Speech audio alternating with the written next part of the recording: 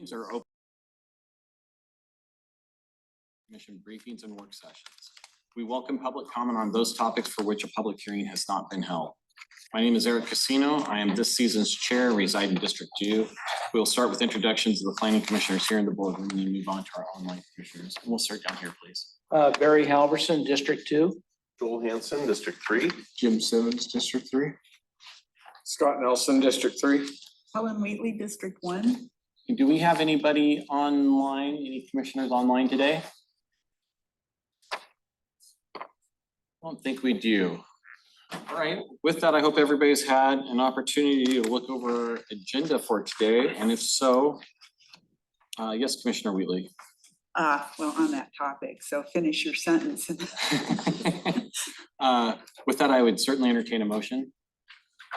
I would like to move that we add an item, but I'm a little nervous about it because it was something that I know that Commissioner Day wanted to add. He's but- walking in. And he's walking And we in, have and that is the comp plan public outreach subcommittee.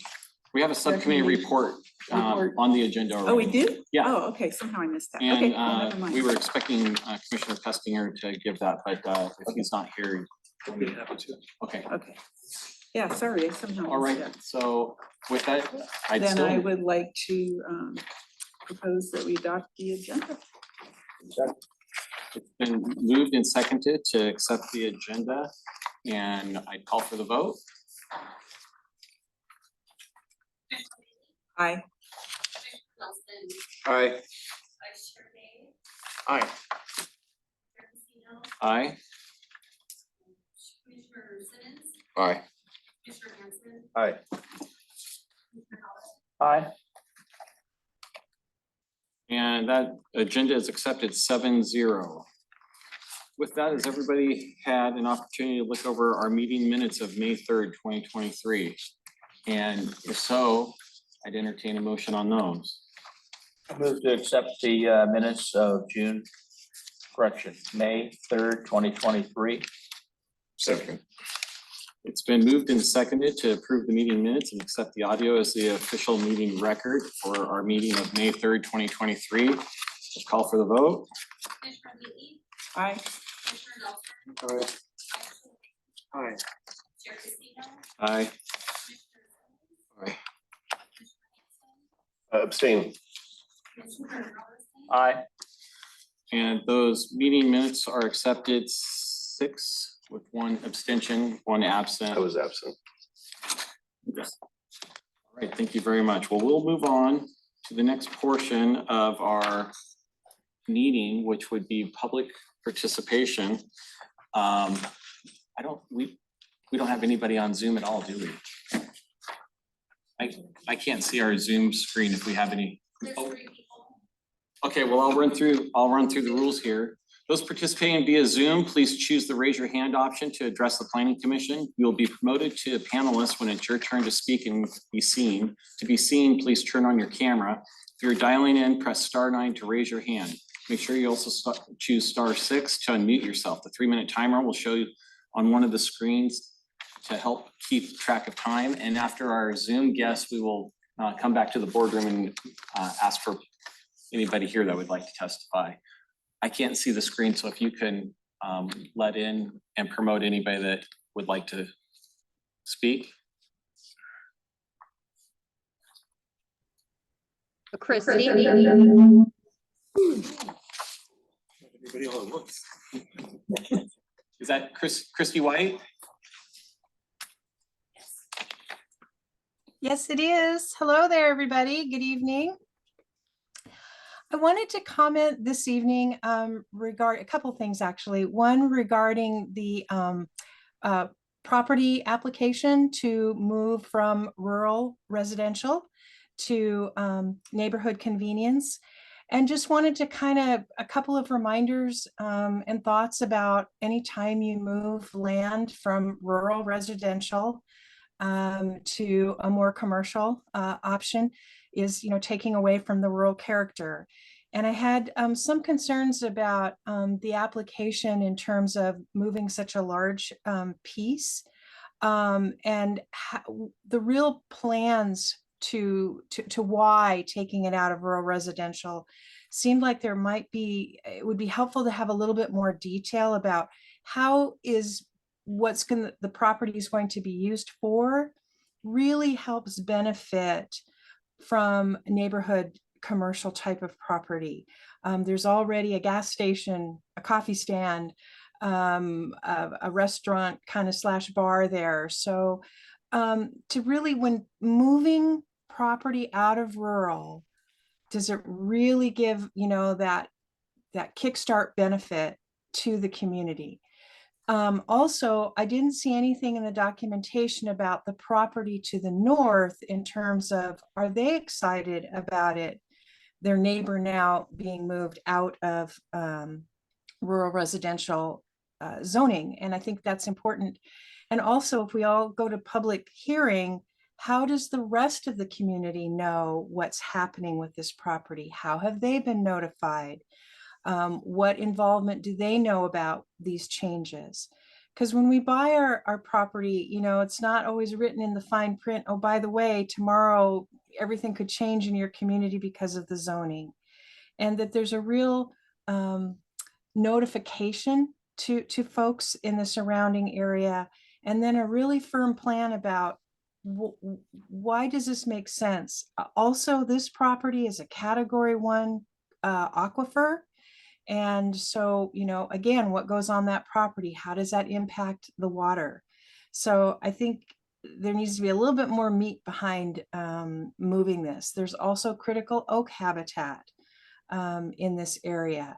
And then what happens then when this property is moved to commercial, then the next one, and then the next one. And then you have a whole corridor that now becomes commercial when it was RR 1 to 5. So just some thoughts about that, and not just this particular piece, but anytime you move something out of rural.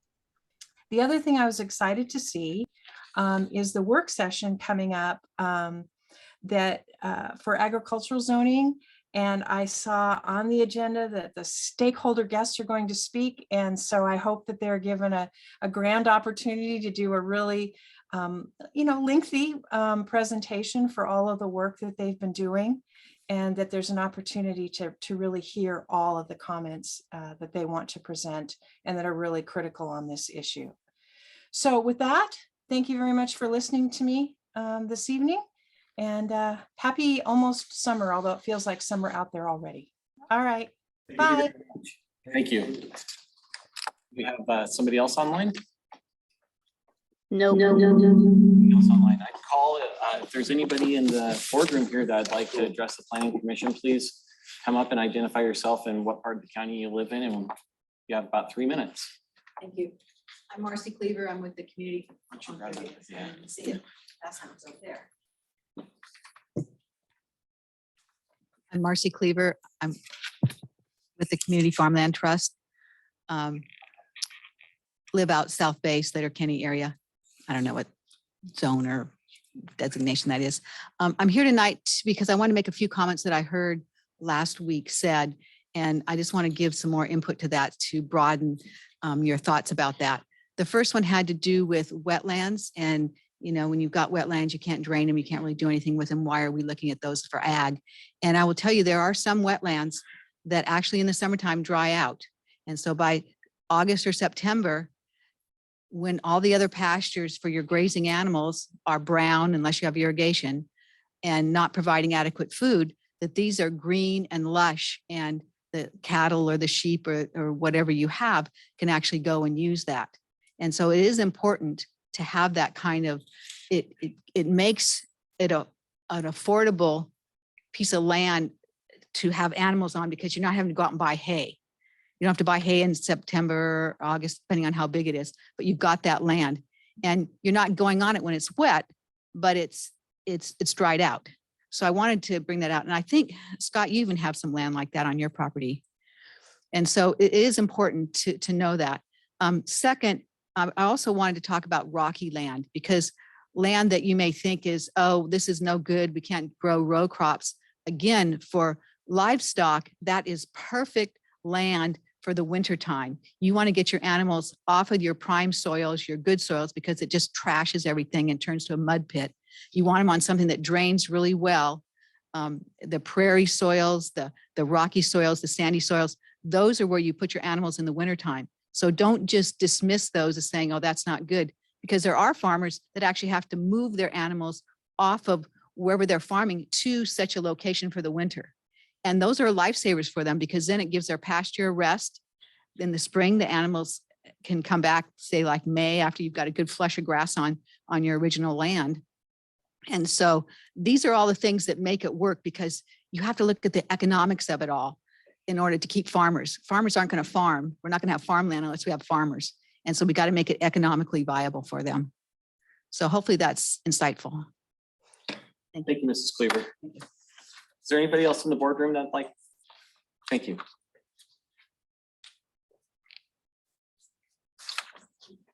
Good evening. I'm Jeff Van Larp, and I live at 7105 Spurgeon Creek Road. Owner and operator of Country Green Turf Farms out on the Elm Highway. Been farming in this county since I was a little guy. So, and want to thank Ashley and Maya for all the work that they've done on this, and for all of you being here, giving your time. I too just wanted to address some of the things I heard last week, and I just want us to have clarity as we move forward. You know, a lot of times we say things and they sound good, but what really is the impact of our decisions? And this was titled Community Supported Agriculture, and we want agriculture. So let's make sure that our actions and our decisions promote agriculture, which is an activity that takes place, and that we're not just setting land aside, creating idle land, or devaluing properties. I appreciate that last week it was picked up that it's disingenuous to be talking about land that does not have water on it. And there are some uses, but very little. But we're not talking about very little pieces of property. We're talking about a lot of property. And just because I can write a criteria doesn't make something true or so. I could write a criteria probably that you could go farm on the moon, and you'd say, well, you can't do that. And so just because I put something on paper does not mean it's going to happen, or it can happen.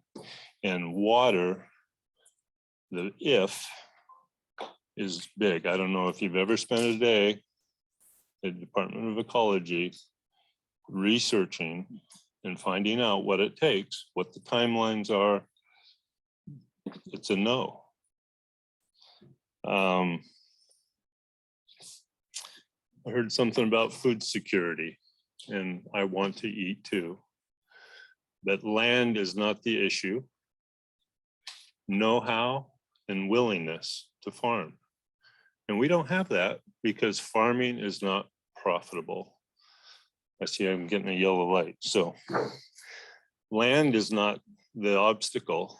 The price of land is not the obstacle. My experience all my life is land is not, the cost of land is not the obstacle. It's all the other cost inputs that we have in. It'd be great to be a little less on land, but that's not the obstacle that keeps people out of farming, I don't believe.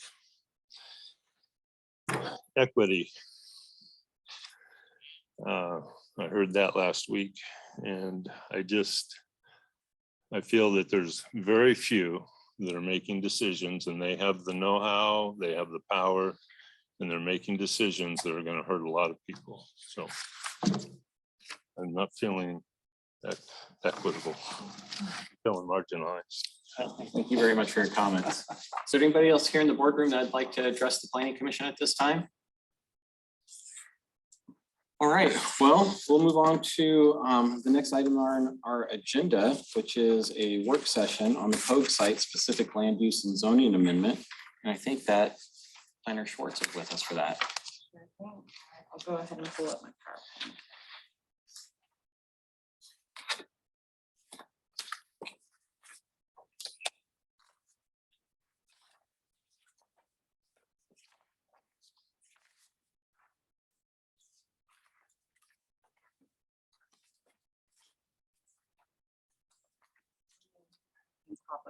There we go.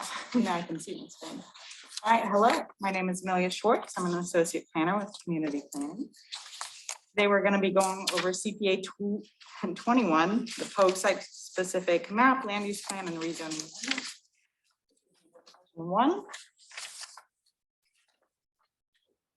So today we'll be going over the review of the proposal, as well as the option to request a public hearing date.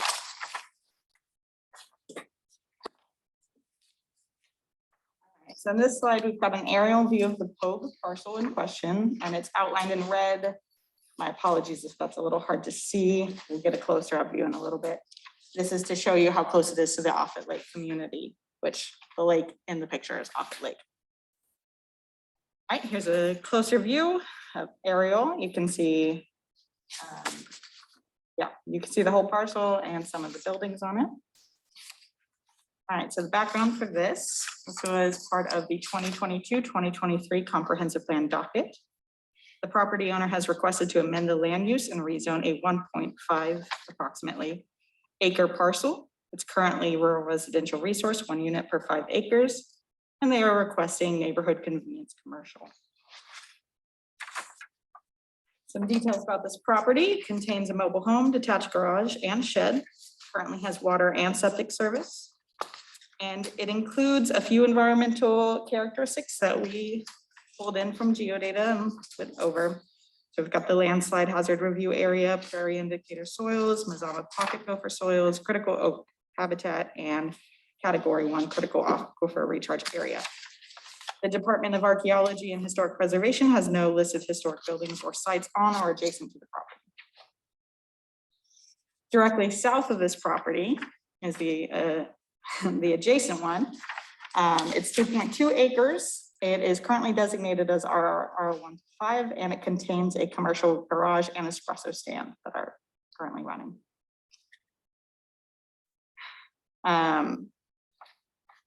Like that property, all the other adjacent properties are that rural residential resource 1-5 surrounding the property. However, just south of that southern adjacent parcel are 2 parcels that are currently designated as neighborhood convenience commercial. These parcels contain the tavern, gas station, and a small food mart located with the gas station. And then a quick rundown of the purpose of these different land use designations. Rural residential resource 1-5 is meant to maintain the rural character of the county, to buffer environmentally sensitive areas and resource management areas, and to maintain a balance between human uses and the natural environment. Neighborhood convenience commercial is meant to provide for the location of very small businesses that serve nearby residents with everyday goods and services. And so we have a couple options here. So option 1 is no change. This makes no changes to the comprehensive plan and the maps, and it does not meet the request of the applicant. Option 2 is to amend the land use and associated zoning of the applicant's parcel from rural residential resource 1-5 to neighborhood convenience commercial. This would amend the future land use map in the comp plan. This would meet the request of the applicant, but it doesn't maintain the size guidelines for neighborhood convenience commercial, and it doesn't keep up a consistent cluster of neighborhood convenience. As you can see it in the map, hopefully you can see it, it would create a separation between 2 zones. So then option 3 would be to add that southern parcel that currently has the espresso stand and commercial garage. We have reached out to the owner of that parcel, and he did indicate interest in this proposal, that supportive interest. So if we went with option 3, this would amend the future land use mapping comp plan, and it would rezone approximately 3.68 acres, and it would meet the request of the applicant. It would also meet, of course, the interests of the adjacent parcel owner and maintain this consistent land use designation. So it would be a consistent block of neighborhood commercial rather than containing a gap. However, just like option 2, it does not meet the size guidelines for neighborhood commercial, which the guideline for that is to keep it at 1 acre or less. And this would be 3.68. That was 1 acre or less. Yes. So the next step for this is have a discussion And then consider moving the 3 options to a public hearing, which would take making a motion. And with that public hearing, that's when we would send out the notices. We'd be sending out a postcard, and that would go to the adjacent property owner. So we would get to hear from, I believe, Miss, I think White it was, mentioned the northern adjacent parcel. They would get that letter in the mail. Contact info, but we can talk now. Start this, yeah, go ahead. I noticed in the, in the memos, that a really important point was made, and that was that question E wasn't answered in the application. And I was wondering, was that ever, I couldn't see it, that it had been answered.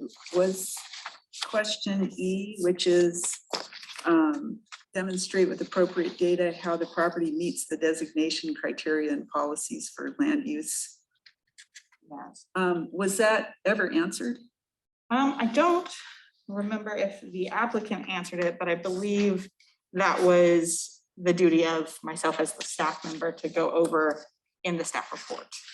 So where would you say that your answer to that question is? I think that Maya has an answer for that one. Oh, yeah, Maya. If you wanna just- Yeah, I'm happy to chime in on that one.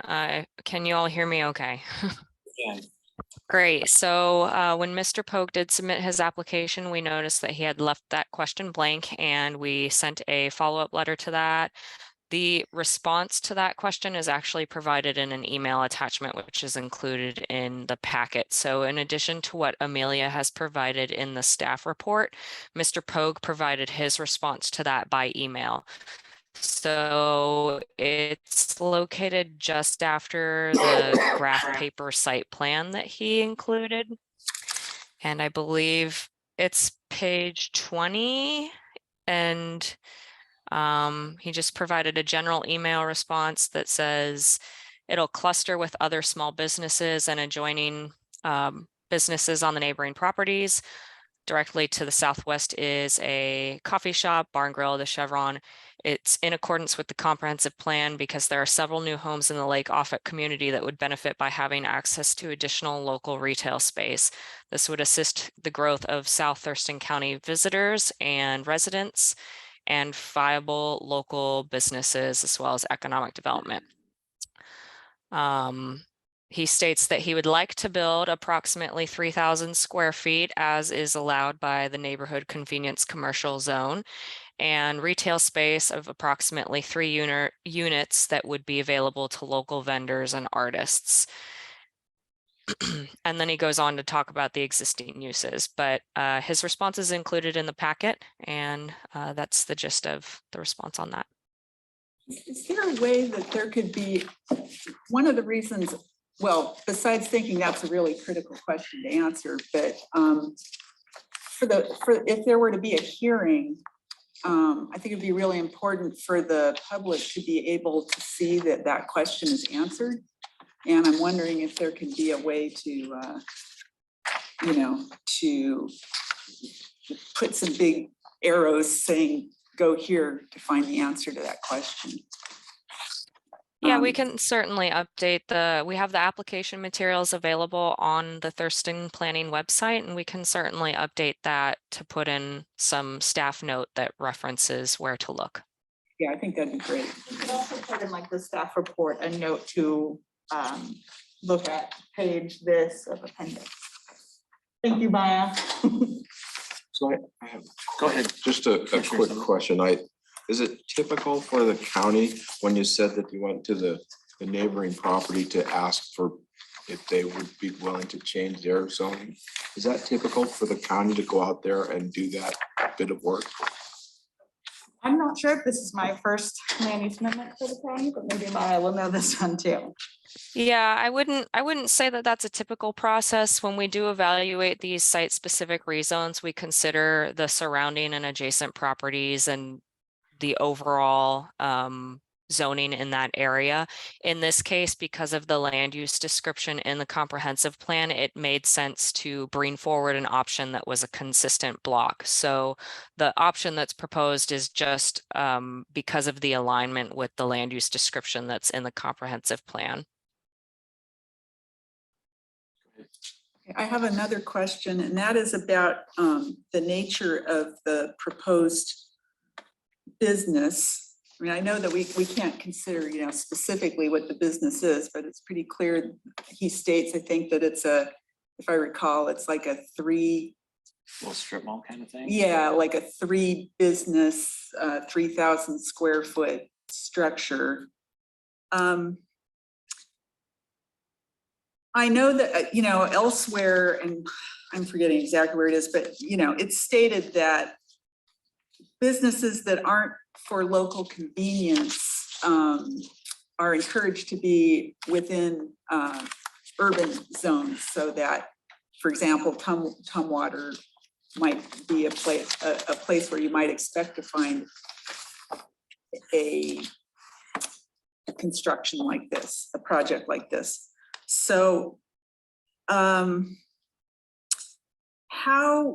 could we possibly interpret the proposal as being neighborhood convenience? Does it really fit that that description as intended? So we're not supposed to be looking at a Right, proposed project with this, because, you know, they could say any project they want to build, and then they are not bound by that.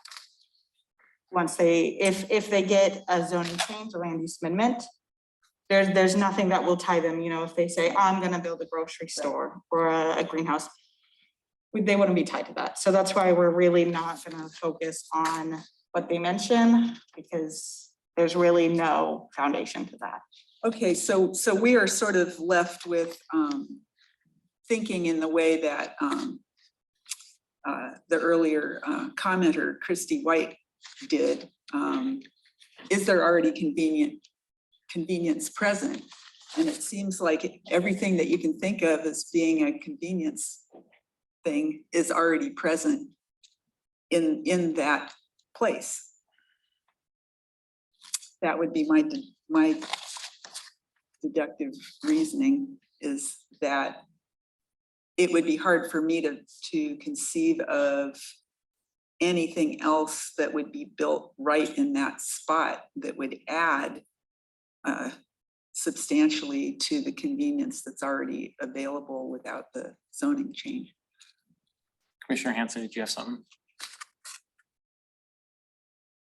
Not yet, not yet. I mean, I just want to say, I think there's a lot of things you can build there that would Okay. include convenience, because the gas station food mart is, I mean, food mart's a little bit of a stretch. Okay, I mean, I grew up in that area, and I mean, you're hard pressed to find a sandwich in there if you're going in there for something to eat, you know, and that's probably because they opened the bar up nearby, but I mean, and there's no, like, I mean, you could put a farm stand there, a Spuds type store there. I mean, I think there's lots of things you could do there. I don't know, I mean, I don't know what they plan on. I don't know what they're thinking. And I don't know whether or not this makes sense. But yeah, I don't think to say that everything you could ever need is on the corner of Offutt Lake Road and Old 99 is anywhere close to a fair statement. I would like to pop in real quick and point to attachment C of the land use designation information. My internet finally got me connected to my files again. But if you scroll down to, I think it's page 2 is where it starts. It discusses some of the different uses for each land use designation. That might help as you weigh the considerations for each land use designation. Get you an idea. Amelia, can you recap some of those just very quickly for the Planning Commission and the public that's online? Absolutely. So rural residential resource uses include agriculture, single family and two-family residences, home occupations, farm housing. That's at a very high level of looking at. And then neighborhood convenience commercial can include retail uses with less than 3,000 square feet.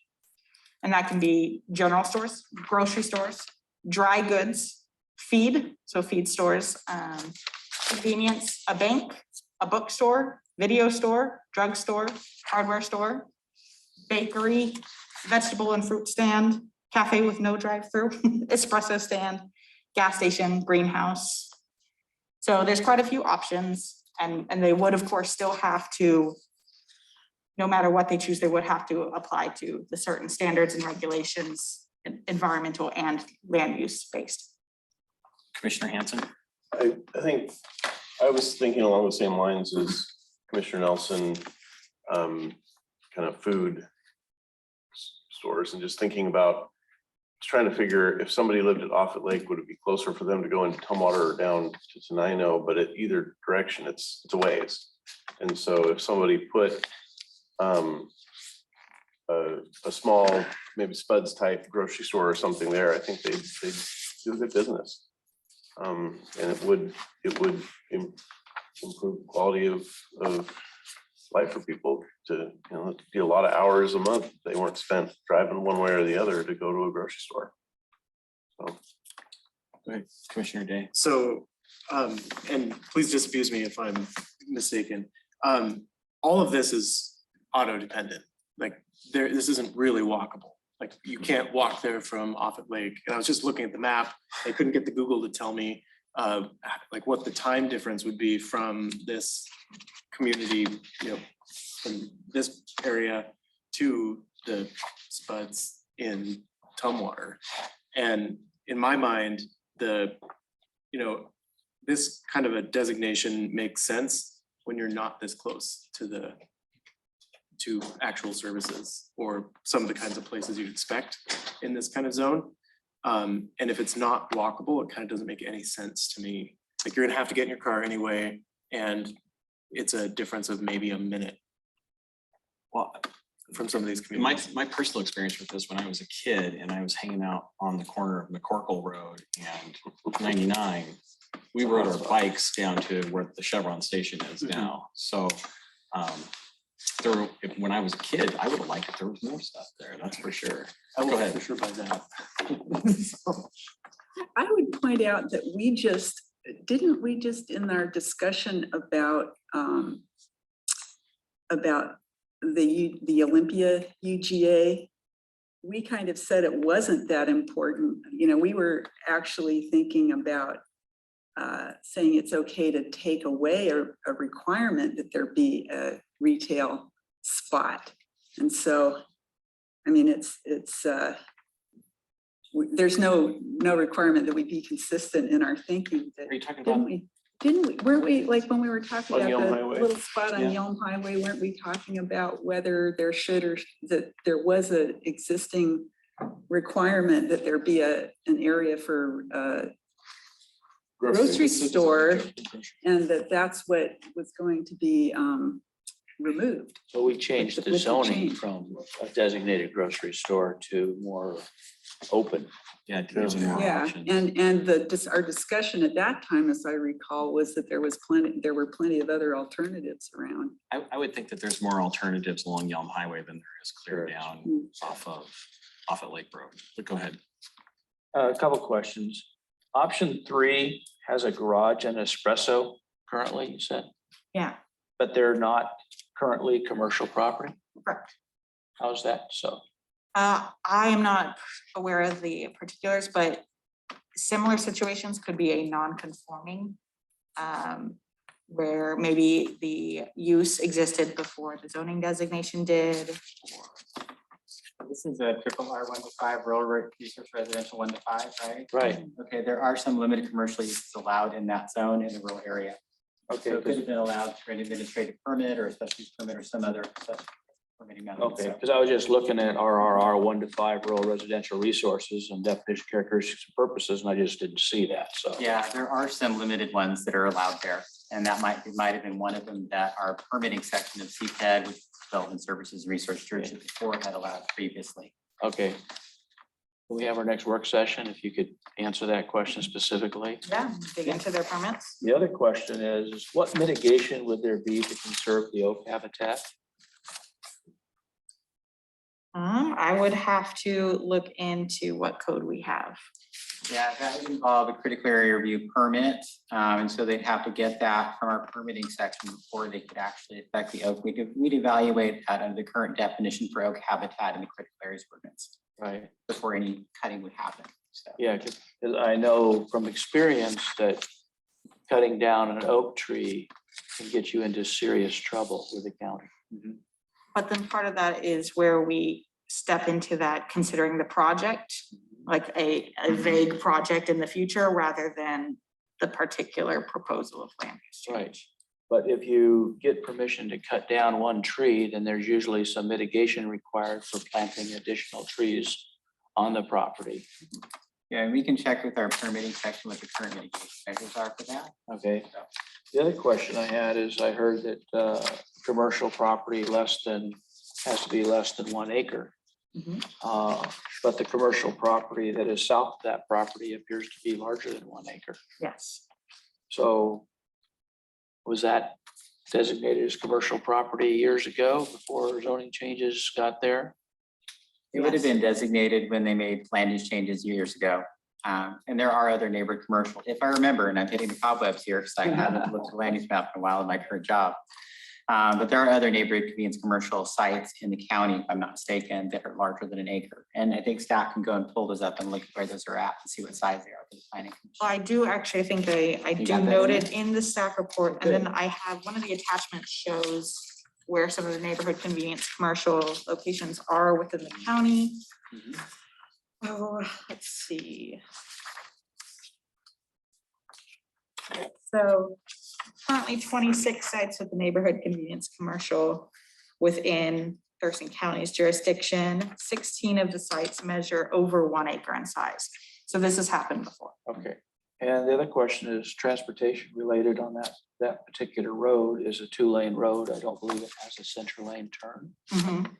So how does Goes right that? there. Pardon? It goes right there.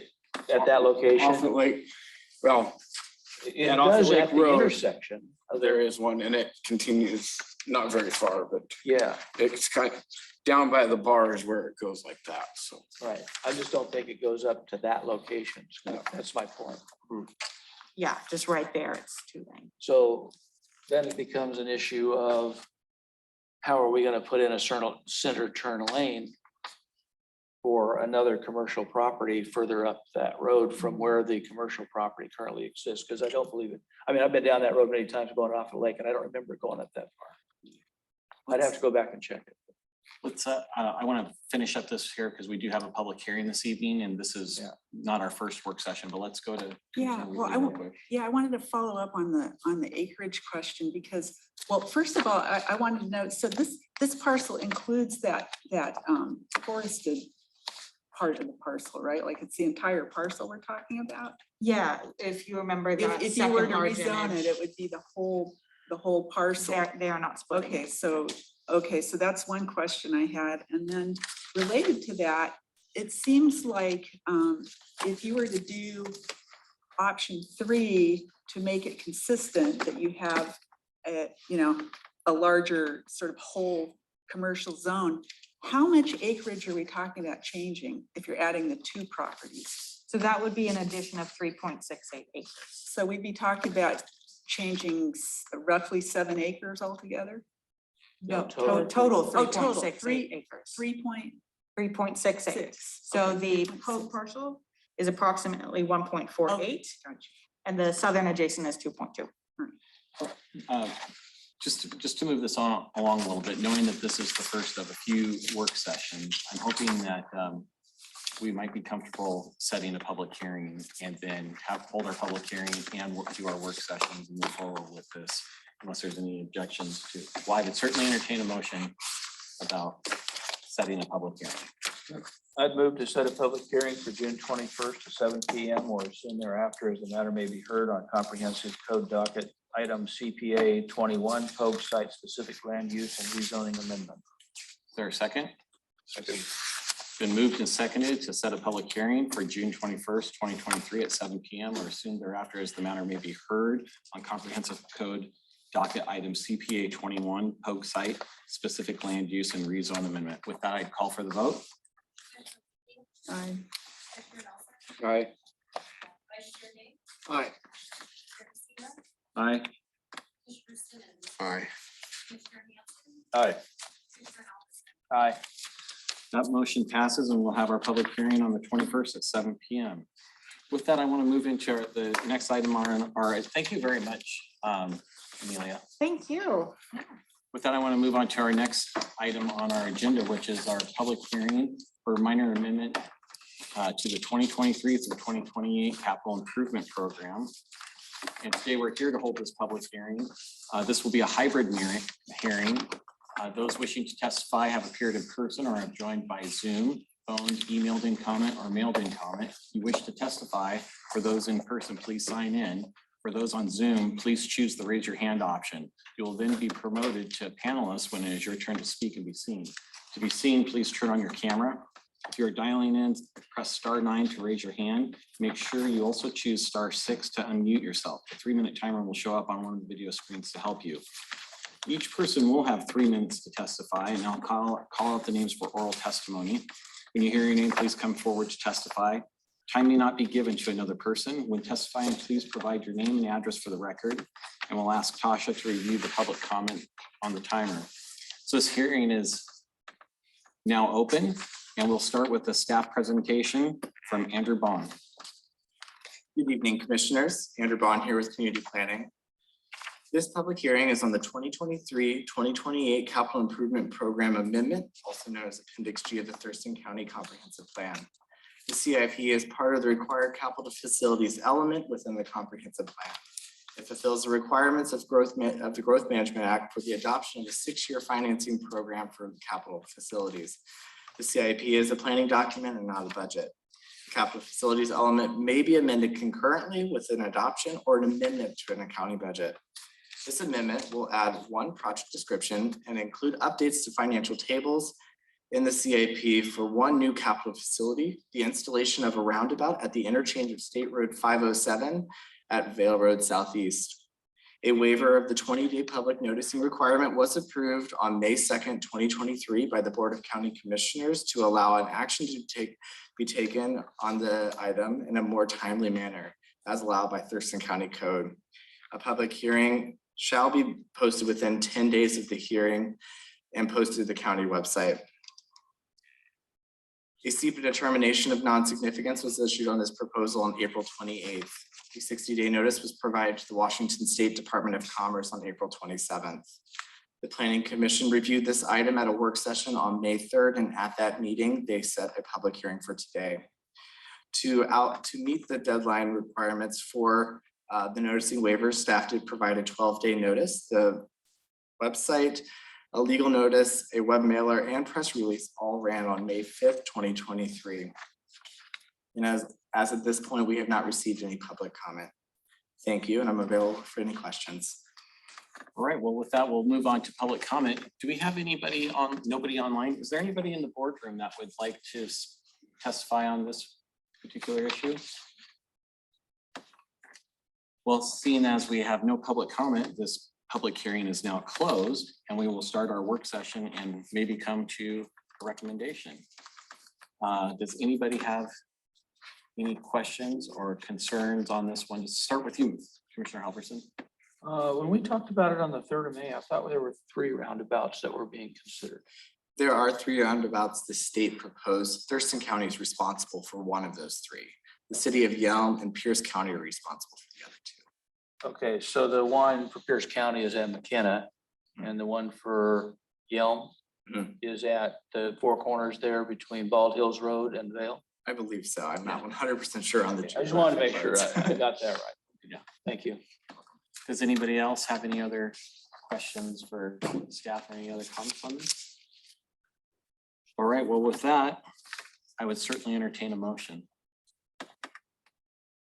I'd move to recommend approval of amendments to the 2023-2028 capital improvement program CIP to add State Route 507 and Vale Road Southeast Roundabout project.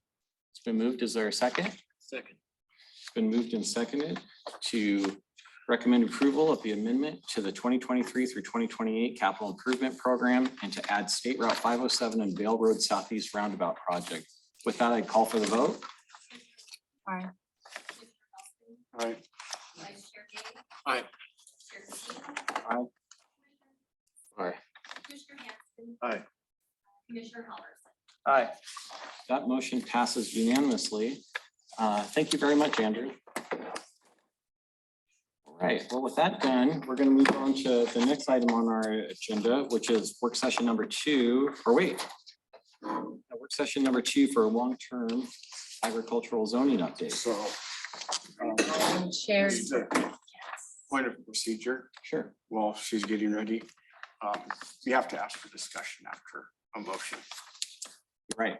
We need to have, I mean, do you want, I didn't have anything. Okay. I just wanted to point out that Yes, you're right. motion, discussion, then vote. And I think this is work session 3. It's just labeled 2. For a long-term ag. Yeah. Oh, it is Session too? 2. I think we should nominate. Don't worry, Scott we'll for have 3. parliamentarian. Yeah, sounds good. All right, well, we do have our long-term ag zoning update, work session number 2 with Ashley Wright. Hello, I'm so excited to be back. And we're gonna be adding folks to the table as we go along. But first, we're gonna kick off tonight by just walking through the follow-up to the questions that the planning commission asked. And then we'll go ahead and invite our stakeholders up. And we've got 3 here. I am gonna ask you to join us, Jeff, if you'd like. And then we have one who's having difficulty being on Zoom. And so if you see me looking at my phone, he's texting me feedback that he'd like to have. But to get it started, oh, look, there you go. Maya already has it up. Maya, do you want to go ahead and take it away with the first section? I will. Thank you, Ashley. Maya Teeples, Senior Planner with Community Planning. Ashley and I will be tag teaming the presentation again tonight. So we have a short follow-up from some of the questions that the Planning Commission raised at the last meeting. And then more excitedly, we get to hear from some of our stakeholders, which is awesome because this was such a fun process with them. And they were so involved and just engaged in it. So one of the questions that we got at the last meeting was about considering lands that are prime if irrigated or prime if drained. And these 2 classifications are specific under the USDA NRCS soil survey. So this is not something that the county defines or identifies on a map. This is all done through the United States Department of Agriculture. And the question was asked, should we be considering these lands? And we did have a discussion around different types of uses that can occur on those soils. You heard a great public comment tonight from Marcy, I believe, about how those can be used at certain times of years, even though they may not be able to be used all year. And this is a map that actually shows that broken down. So the brown on this map, which is most of what you see, is prime if irrigated. And that's about 47% of Thurston County's prime farmland soils. The next is the blue, which is prime if drained. That's about 29% of Thurston County's prime farmland soils. The green is considered prime under all circumstances. Purple, which is mostly in the southwestern portion of Thurston County, in the watershed area there, is prime if protected from flooding. And most of that is already protected under our current long-term agriculture designation. So just to note, our stakeholder group discussed this extensively. You heard some comments about it tonight. Water rights came up every single meeting. So this has been at the forefront of our minds. and prime if irrigated also came up at nearly every meeting. We did speak with the Department of Ecology, and the water rights conversation came up and how complicated it is. It's possible to transfer water rights, but it's not necessarily an easy process. And sometimes we know that difficult processes can be prohibitive. Other than that, where the stakeholder group landed on this piece of the conversation specifically related to if irrigated and if drained lands is using the Lewis County approach. And Lewis County specifically has language in their comprehensive plan that assumes that lands can be used as prime farmland unless there is evidence to show otherwise. And what we found when we looked at all of the other counties that we kind of did the crosswork matrix with and reviewed in comparison with, they all also designate lands that are considered prime if irrigated and prime if drained. Not a single one of the counties that we look at excludes these lands from their long-term agriculture designation. They just don't explicitly have the same language that Lewis County has in their comprehensive plan. To add to that, Thurston County has included these types of lands since the original adoption of the long-term ag designation in 1993. And so in our existing criteria, we do include prime farmland soils that are considered prime if drained and prime if irrigated. And I believe the exact numbers of that was provided in the memo attachment that went to Planning Commission for this meeting. Some considerations for the Planning Commission when you're thinking about this piece of the puzzle is that excluding them could be difficult, specifically around water rights and if irrigated, because there might be future technologies and policies that could change what that looks like in the future. We don't have all the answers to that right now. And the tail end of that is that there's also a number of uses that are not necessarily water or soil dependent, like livestock grazing, nursery stock, poultry, and egg production. And now I'll pass it back to Ashley to talk about nuisance claims. Yeah, and I will apologize, when we were putting together the packet for this meeting, we had not gotten the nuisance claims data yet, but we got it. I got 24,000 records for the past 20 years. And this is by no means an exhaustive analysis. We could do a lot more, but I just wanted to show you some of the high level stuff we were able to find. So by searching for farm related terms, I was able to narrow it down to about 350 farm related complaints, and then kind of broke them down by the types of complaints that we were seeing. More than a third of those were for manure application and storage of some type. And of that subset, about a third voiced concerns about water contamination, and another third complained about horse manure storage. Other frequent complaints were for noise, think roosters, or barns that were built or converted into other uses without permits. Also of note is that farm-related complaints are trending downwards. This was something that was, it was brought up in the stakeholder work group and sort of like, well, I wonder if it's going down just given the fact that farming is changing in the county. And at least the data does point to that, with 2003 to 2013 having on average 24 complaints per year, with 2014 to 2023 only seeing about 10 per year. And then next, and I do want to note that this does not capture all of environmental health or state agency complaints. Environmental health did start integrating their complaints in the last few years, but they are not captured in previous years. So then next slide, we also mapped them. So to just give you some insight into where these complaints are occurring. About 4% occurred in our long-term ag or Nisqually ag zones. So that was only about 15 cases. 5 of these were actually on parcels smaller than 20 acres. So if we pulled those out, the average parcel size for the remaining 10 cases was 77 acres. Without that, you can see it's about 58. Oh, I guess, sorry, 78 if I round up. We also looked at the agritourism overlay district. And so in this area, we found about 130 cases, which is 38% of overall cases. There were 4 parcels that were greater than 100 acres. And so it was really skewing the data. And so if we pull those out, the average parcel size comes out to only about 11 acres. And then similarly, we looked at the UGA, and there were an additional 69 cases. Did the same thing. We took the two parcels out over 100 acres because they were really skewing the data, and the average parcel size was about 6 acres. So although there is a lot more detailed analysis that could be done in terms of like what percentage of our farms exist in all of those different areas, the preliminary information does appear to support claims that larger parcel sizes and agricultural blocks of land do provide some protection against nuisance complaints. However, there aren't as many nuisance complaints as I was expecting to see related to farms. So just share that with you.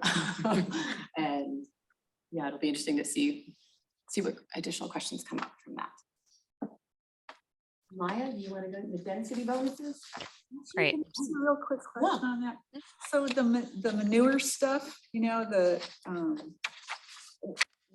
that tend to be older, like older data? Like, has that dropped off over time, or is No, it pretty consistent? I think that's pretty consistent. I can take a closer look. Yeah, I you will don't say have it all does. So this captured complaints, not necessarily where there was a valid case. And so, you know, the right to farm ordinance that the county has is protecting most of these landowners. But, you know, people do call when they see a farmer spreading manure in the waterway nearby.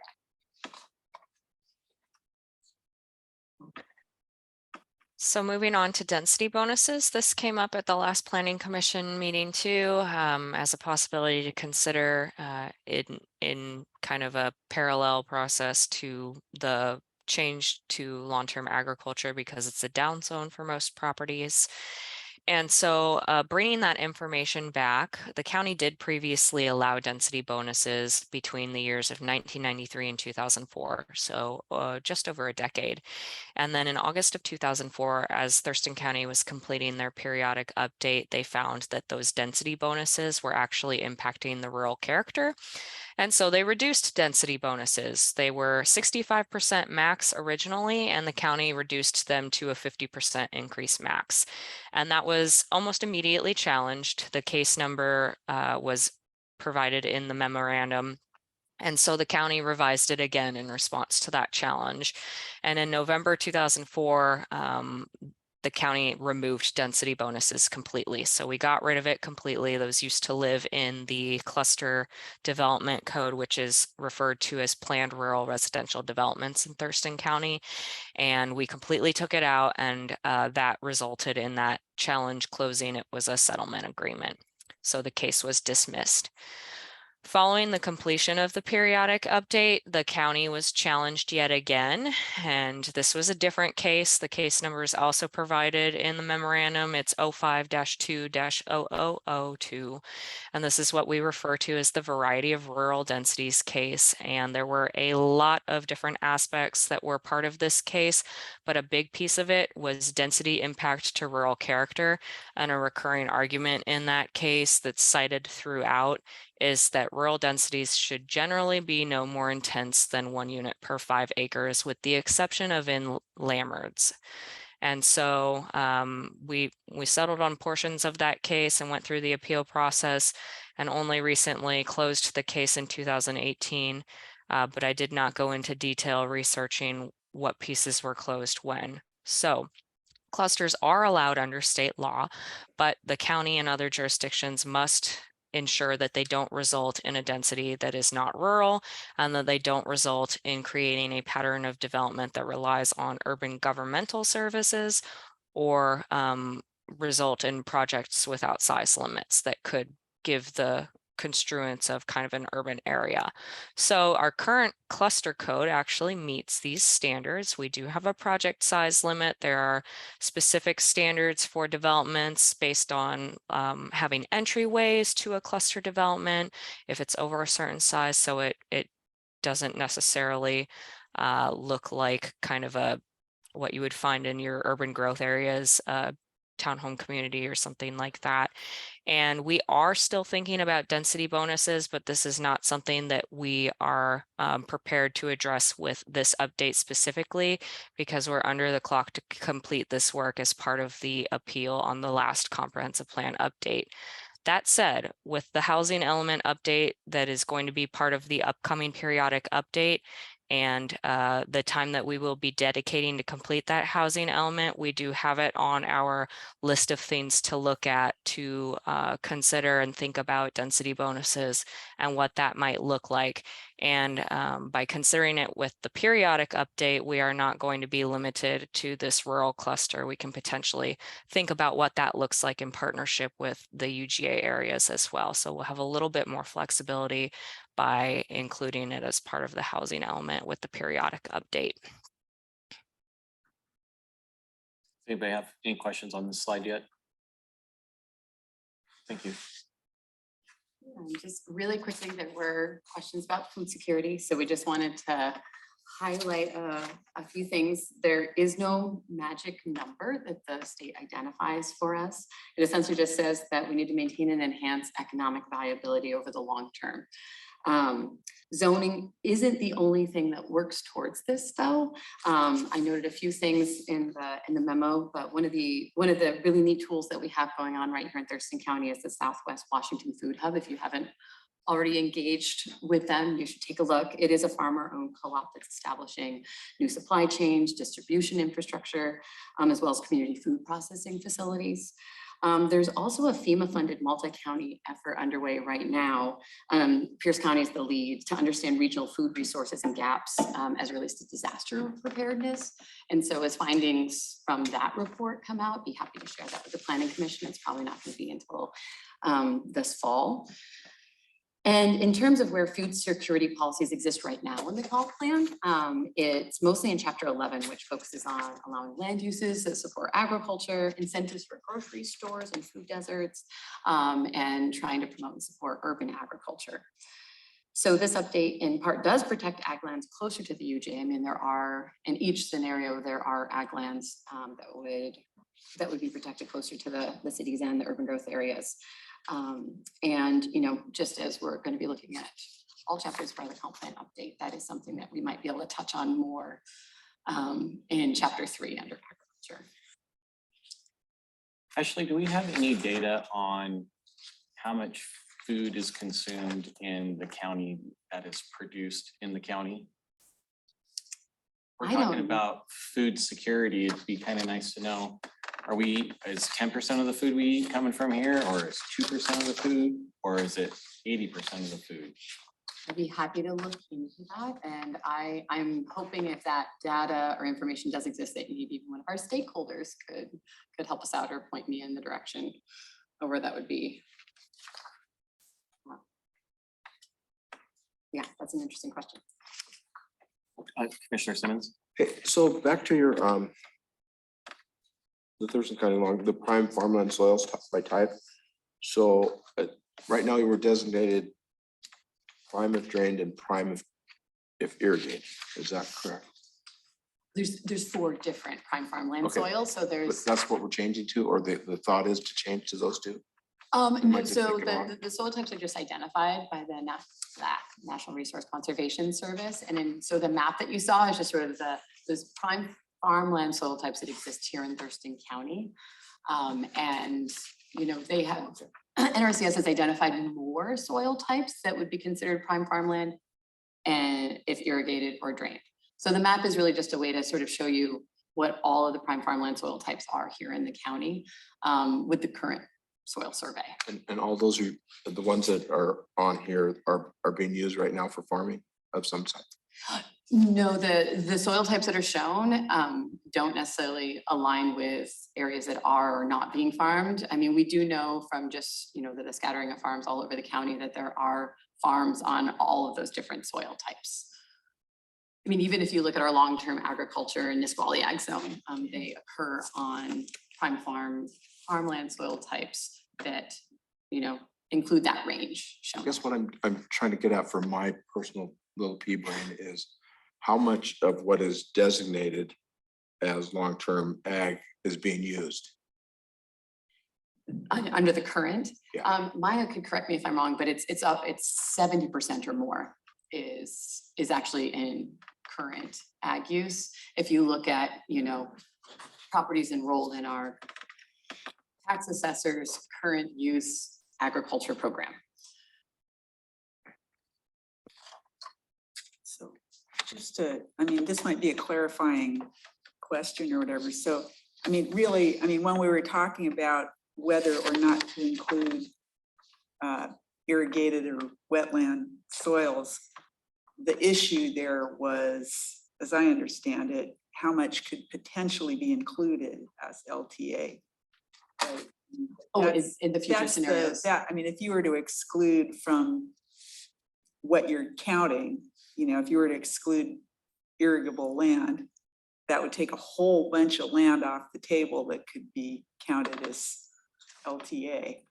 Whereas if you do include it, that's a whole bunch of land that is on the table. So that's why that's an important question, as I understand it. And these are great questions. I was wondering, is there any way we might be able to hold off until our stakeholders can engage? I don't want to, this is a great discussion, but I would love to have them at the table because they're, you know, they're very knowledgeable on these issues, way more than I am in terms of soil types and what they can be used for. Oh, okay, sorry. We only have like a few more things. I've never been. Also with the equity and outreach, I just wanted to circle back to that and you know that we did try to pull together a stakeholder group that reflected a diversity of the voices from traditionally underrepresented groups in our farming community. And that included Sam Payne, who you heard from at the last meeting during the public comments. He's a leader of a veterans organization focused on market gardening. We also had Joy, a woman owner and operator of Prairie Oak Farms, a small organic fruit and veggie farm in the Delphi region, join us in that stakeholder work group. Neither of them had previously participated in one of Thurston County planning processes. And so they definitely brought a fresh perspective to, I'm reading this off to make sure I've captured it. Access to affordable farmland, conservation programs for smaller land holdings, since both of them operate on smaller acreage, streamlined permitting for things like value-added fruit businesses, and the importance of right to garden initiatives. And so while some of the concerns, like making it easier to launch a value-added food business can be addressed through code updates, others are probably better addressed through our ongoing programmatic efforts in the community agriculture program. So for example, our recently awarded grant to update our conservation programs will hopefully touch on offering more conservation incentives to those smaller land holdings, as well as looking at ways to make farmland more affordable. And then at this point, if it's okay, I'm gonna expand who's at the table. If you all like to join me and introduce yourselves. Jeff, is that okay? You also can stay there.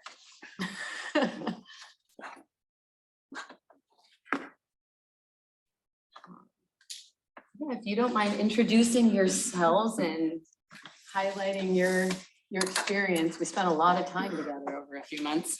And then I just thought we would have them up here to engage in the discussion, if that works for you all. And then we'll reserve about 5 minutes at the end, just so Maya can sort of walk through the next steps, since this will not be the last of our work sessions together. But Loretta, I'll turn it over to you. Yes, thank you. You know me because I've talked to the commission before as a citizen here. On this particular panel, I was representing the Community Farmland Trust as opposed to myself, though I'm always glad to speak on this issue myself too. And I had been on the Farmland Trust board for about 9 years, and that was about a little over 2 years ago I went off the board. But I volunteered to come back, not as a board member, but to serve as a person to represent them.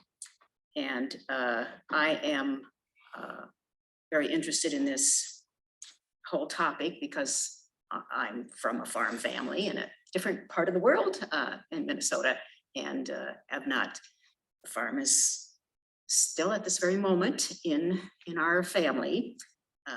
My mother recently died, and so it moves to another farm family. The last part of it was already sold to another farm family. It'll happen in 2 weeks, that changeover. Is that about the introduction right now? And then I've got lots to say about us working together. Oh, sure. You bet. So Greg Schoenbachler, and And so, you know, I'm also on the Agriculture Advisory Committee and the Solid Waste Advisory Committee. I'm not representing either of those here today. I'm representing me personally and our local agricultural enterprise. We own Silver Springs Cattle Ranch, located on Military Road and Waldrick Road. It's about 1,200 acres altogether. And we have a very diverse portfolio, I guess, of soils on the place. I mean, we've got about everything you could think of. And it's a very textbook example of, you know, glacial development. So we have some really nice prime soils. We have some really terrible gravelly soils. You know, terrible for farming, but good for grazing, like people have noted. And so, you know, we have kind of the whole gamut of it, and we have, you know, personal interest in this zoning. We also have, I've never actually looked to see what the actual acreage is, but we have, I think, a few hundred acres in long-term ag right now from the 90s. That was, it's me. Okay, now ask all your soil questions because they're here to answer them.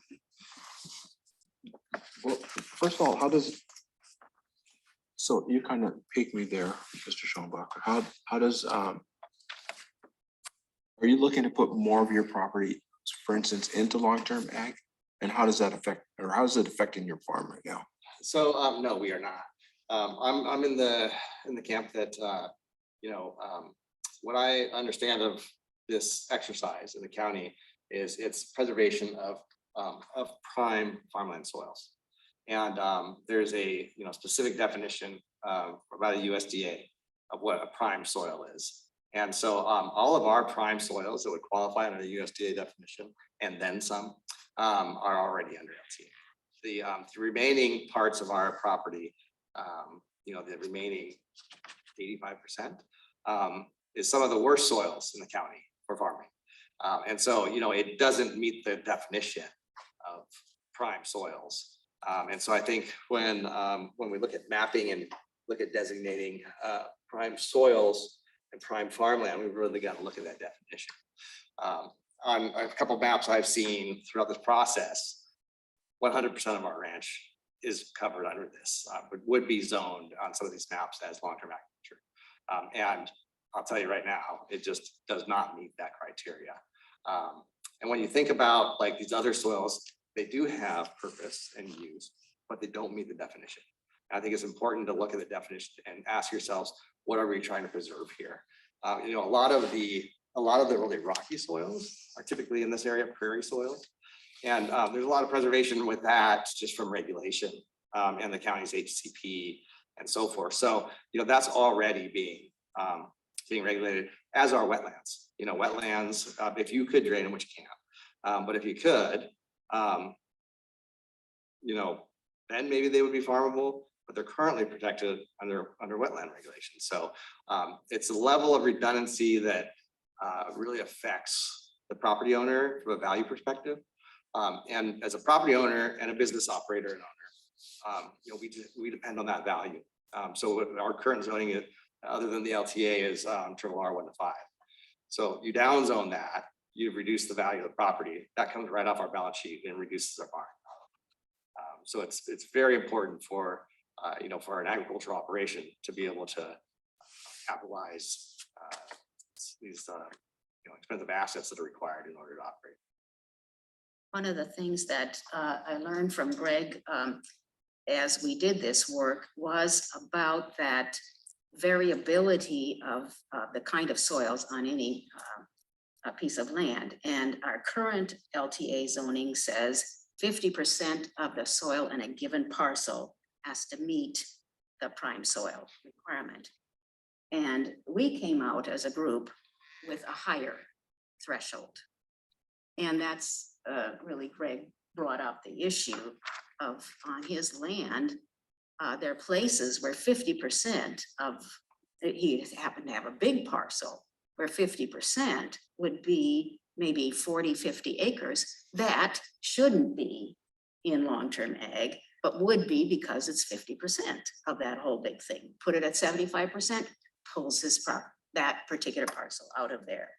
And so that helped me see an aspect that's very hard. Well, the whole idea to even talk about parcels is a hard thing for me. We're not talking about farms in my mind. I mean, I recognize because all 3 parcels of the farm that I grew up on are parcels, but it's always just a farm. I never thought of it as parcels. And I still don't think of these lands, but you have parcels, and that allows for a way of handling it differently. So that was one of the conclusions that we came to, a 75% threshold, a much higher threshold. And the other thing, as Greg talked about, is the importance of, and it's not in these proposals here because you as a planning commission don't deal with the money, but it's very important to everybody who was on the stakeholder group that farmers be compensated for the downzoning. And one of the things that worried me all the time is once I discovered that we have a lot of land that could be changed. I used to think that I was told frequently that we have a lot of bad land in Thurston County and it's not going to be useful for agriculture, even though we had lots of land, 62,000 acres that the census says is in agriculture. That there really is a lot of land here that we could designate that meets the prime soil requirements. And so after a while, I had to change my thinking and like, okay, Greg found a way of doing less. It was that 75%, because we were going to designate way too much land, it seemed to me, if we took every opportunity and brought in every 10-acre farm and brought in every farm, regardless of how much of the soils was good soils. So that was a change in thinking. That way too much would be way too expensive for us as a community to pay for, because that's the other half that you got to think about, is change it for the farmer, but then should be on all the rest of us to pay for that change. And so there's got to be some balancing in there. And these scenarios seem to me to give us a range of balancing in there. Go ahead, Commissioner Wheelie. Yeah, so I mean, just to make sure I understand, so you're saying by raising it to 75%, in essence, you're doing a better job of targeting the soil that truly needs to be put into LTA. It's a better way to target that. And essentially. Yeah, that was the other thing I had to learn, is that none of this is perfect. No matter what decision we make, no matter which of those choices you make, you're including stuff that would be better not to include. You're excluding stuff that would be better to be included. And so it's trying to come up with a balance in there, and that 75% seems like a better balance. Mr. Bentler, do you think you could tell us how your farm operates, how much of it's in LTA, or how LTA inclusion would affect you? Well, actually, none of ours is in LTA because the original criteria was if it needed to be irrigated, it could not be prime. And I can prove that because I've got some non-irrigated ground that I cannot grow a crop on. So I'm not a very good farmer without water. The new criteria of this, actually, I don't know the exact acreage, but most of our acreage will not be affected by it because of the aquifer. So I'm not speaking from personal interest. I'm speaking from how I feel. I love agriculture. And I just think that zoning land is the least imaginative way to encourage agriculture. I could build all the sport courts I want to build. If no one wants to play the game, it doesn't do anything. I applaud like what Lewis County's done, where they've gotten involved. I mean, I think money, because compensation is a big part of this. I think money is better spent in creating markets and processing. That's why you don't have agriculture here. That's why it's diminishing. And the only agriculture that succeeds now is ones that can go straight from the farm to the end buyer. But there still has to be some processing that takes place in between that. So what I'm hearing is that designating farmland as LTA reduces your property values because it puts it into a category where you cannot do anything else with it long-term. And that's why you've chosen to have only 200 acres in LTA, possibly because of the 75% or 50% requirement of your property being prime. So we didn't choose any of it. It was, Yeah. it was clear to us in the nineties, kind of before my time. But my family still owned it at the time. They just didn't know what was going on. Right. And so you don't, no, we didn't want that. But yes, it does reduce the value. If it's zone 1 to 5, you know, and just because it's zoned doesn't mean that's what you're gonna do with it, right? Right, but it certainly does establish a value. So your property, other than a couple hundred acres of that 1,200 acres, could be subdivided into 5-acre lots. That's correct, yeah. Among other uses, because under the triple R 1 to 5, it has a broader use, a broader ability of use versus the LTA uses. So the property that we're looking at here for long-term agriculture, prime without changes, prime if drained, prime if irrigated, prime if protected from flooding, all of that is property that could fall into LTA. Yes, because under state law, the county is required to use the soil survey that identifies those as prime farmland. Okay, but they can set restrictions or levels of 50% or 75% of a parcel to make that decision. And what the stakeholder group recommended was instead of a 50%, a 75%, so that basically fewer parcels would fall under the LTA heading. Is that a good assessment? Yes. Okay, and that's beneficial to the farmers. That's what I'm hearing too. It's less of an impact. It's less of an impact. Or going back to the way Helen said it, it targets the impact to that which has the highest possibility of being a good match rather than the highest possibility of being a bad match. Okay. Because none of it's going to be perfect. So how much of the property that we're talking about, the 69,000 acres, if irrigated, the 42,000 if drained, 35,000, all areas are prime, would be eligible for LTA under this scenario? So if we go back to the scenarios, and it might be easier for mine to look up the actual numbers because I just have hard copies in front of me. But all of the land included in the scenarios falls into one of those categories. The prime if irrigated, prime if drained. And so if you just think of the scenarios as, you know, the baseline scenarios being roughly 22,000 acres. Scenario 1, I think is the one that's 19,000 acres. And then scenario 3 is the one with, oh no, I'm sorry. I apologize. Scenario 1 is the 12,000 acres. Because it has the larger parcel size coupled with the 75%. And then scenario 2 is the 19,000 acres. So what we're talking about in the scenarios is parcel sizes of 15 acres or 20 acres So minimum yes. with 75% prime or 50% prime. Those are basically what comprise the scenario.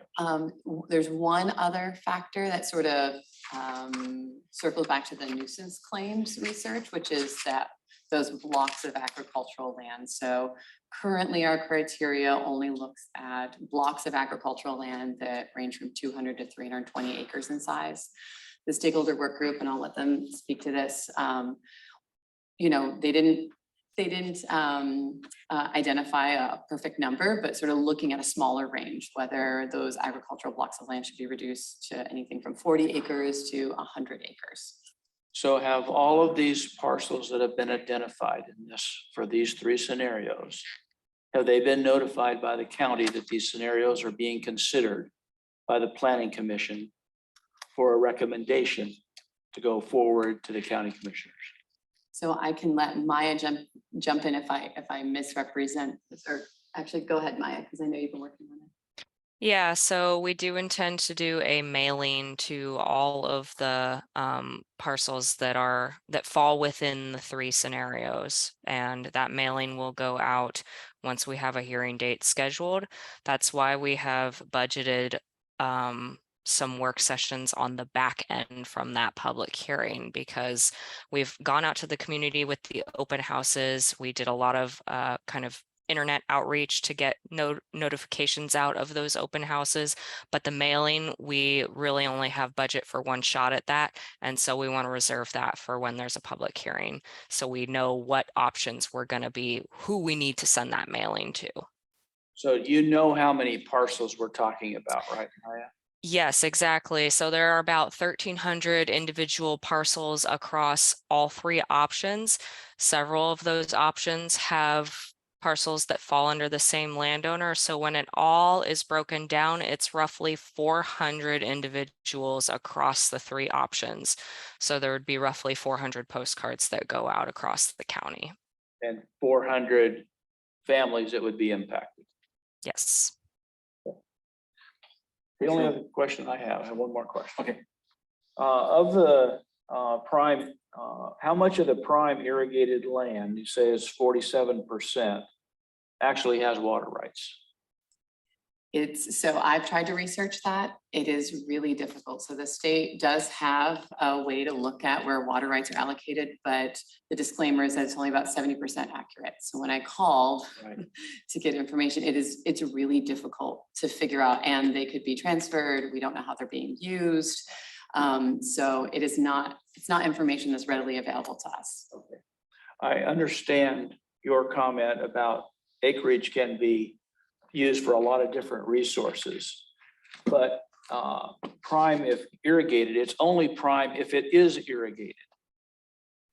Yes, and I think the comment from Marcy was that even without irrigation, though, that there are some beneficial agricultural uses. I understand that.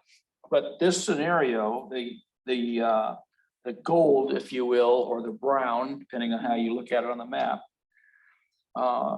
shows a very large portion, 70,000 acres, which is almost half of the whole, a bunch of the property. Says it's prime if irrigated. So it would be nice to know how much of that prime, if irrigated, actually, because I look at it as, okay, it's not going to be prime land unless it's irrigated, because that's what we're saying. So how can you then take that land, if it doesn't have water rights, and throw it under this category for LTA? And I think what, Maya, do you want to talk more about the Lewis County approach? I'm happy to touch on it. Yeah, so Lewis County's approach is that they assume that those lands have water rights, or in the case of prime if drained, has proper ditching and what is necessary to be considered prime farmland unless is otherwise proven. So in the past, when we've done agriculture updates to this zoning, we've offered, there could be an opportunity with a public hearing for people to provide comment and notice to us that their properties do not have XYZ, whatever criteria, and that they don't meet this criteria, and then we can consider that moving forward as part of this process. Maya, correct me if I'm wrong, but I believe back in 2009, 2010, it was a while ago, we allowed folks to soil test their property out of LTA as well and apply to come out of LTA. We had 2 property owners at that time, I believe, or 2 or 3 that applied to come out of LTA. Okay, So so that was acceptable. That's correct. Is that an option that they have? That was an option that they had back in 2009 because the commissioners decided to allow for that to occur. Okay, is that something that's currently written into this particular update? Because that gives the property owner, that gives the landowner the opportunity to come out of LTA if they can show that their property cannot meet these certain requirements. Maya? Yeah, we can certainly build that into the noticing for the planning commission public hearing, and because there are 2 public hearings left, there will be opportunity for folks to submit comments to the county, and we can consider those comments. In terms of soil surveys that are presented for opting out, there's a little bit of a process associated with that, so we might need to bring that to the board for their approval because there may be additional costs associated with that, but we can certainly look into that and opt out. Please. Thank you. No, I think that's a great idea. And I also brought it up at one of our meetings that, and I also think that there should be a streamlined version of that. So I didn't ever get notification in 2009. I didn't know about that until just this moment that we had an opportunity to do that. But I think a streamlined system in order to go prove that you don't have these soils on your parcels or don't have the appropriate percentage is, it is a must. Yeah. And, maybe we have a huge geological report on ours I could bring and, it would take you forever to get through it. That is all proof that it doesn't meet this criteria. And then another thing I wanted to say on the topic of if drained and if irrigated, the NRCS, the USDA NRCS definition of prime soils talks about that. And it says, referring to the soils, prime soils, it could be cultivated land, pasture land, forest land, or other land, but it is not urban or built up land or water areas. I think we call wetlands water areas. And then it says the soil quality, growing season, and moisture supply are those needed for the soil to, this is important, economically produce sustained high yields of crops when proper management, including water management and acceptable farming methods are applied. And then it carries on to, and this is a much longer definition, but in general, prime farmland has an adequate and dependable supply of moisture from precipitation or irrigation, a favorable temperature and growing season, acceptable acidity, blah, blah, blah. And so it talks specifically about irrigation. And in Washington State, irrigation is not available to land. Yeah. I could go apply for an irrigation permit or a water rights permit, and I will never get it in my lifetime, and I can almost guarantee my kids won't. Yeah. Now you can transfer water rights, but it's always going the other direction. No farm's going to transfer their water rights to another farm, Yep. and no farm is going to pay what a developer is going to pay for water rights. That's right. And so that's a one-way street, and that's exhausting water rights on agricultural land. Yep. Is what that is. It's not gaining. I don't think you can look at that as a net positive for farms that transfer. So. Thank you. You bet. Commissioner Dave, you have something? No, just really interested. We've been talking about, as I said, nothing here is going to be perfect. It's going to be imperfect. And so the idea of having this methodology to prove that right here, it's very imperfect, it shouldn't be in there, is a good idea. We had members on a stakeholder group who said, I'm not meeting these thresholds of being 20 acres. 20 acres in the parcel, because I'm on a parcel of 10 acres. That's much more common actually in the county than parcels of 20 acres or larger, which are not very common in the county. And so people ask for an opt-in possibility. That is, can they opt into this? And again, I think they would say the same thing that Greg just said on the other end. I'd like that process to be streamlined. I'd like it to be one that doesn't have a big fee on it. Yeah. And so, because they see their land as being in farming right now, and they want their heritage to be that they helped make sure that happened after they're gone. And this is one methodology of doing that. That probably is a process that doesn't fit right within this particular, thing we're making a decision about now in the next 2 or 3 months, but it could be on the docket to be worked on in the future.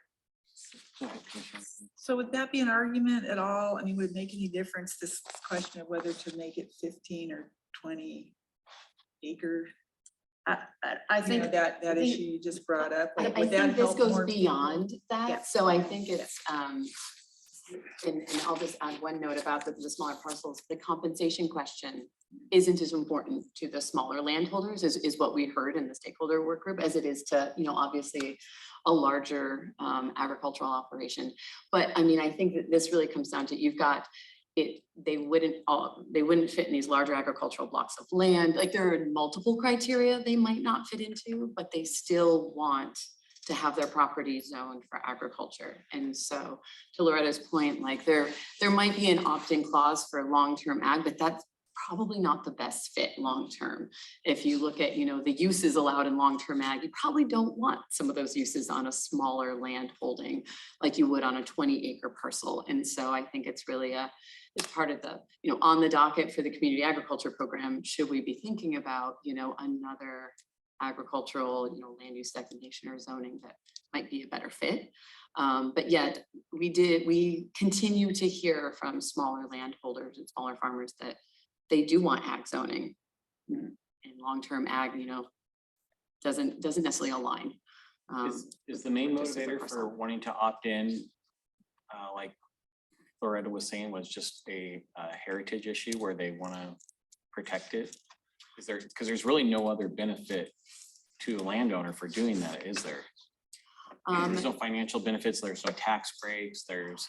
No additional tax breaks. They would become eligible for the transfer development rights program, which as I mentioned at the last meeting is not as effective as the county would like it to be. And that's why we have a grant to look at significantly updating that. But that is one program that they would be eligible for. But the compensation piece doesn't really factor in as much. So yeah, I think it really just comes down to they see their property as being in farm use and they want to continue that, even if it's a 10-acre farm and not necessarily a 100-acre farm. Do we see any of the larger farms or parcels, the 20 acres or bigger, asking to opt in or have interest in opting in, or is this only these little boutique farms that are thinking that it'd be fun to be LTA? I know of one farm in particular where there was, you know, it's one farm, multiple parcels, and there was one, if not two parcels that were not going to be pulled in, and they were interested in having those parcels be pulled in so that their whole farm would be zoned long-term ag rather than just,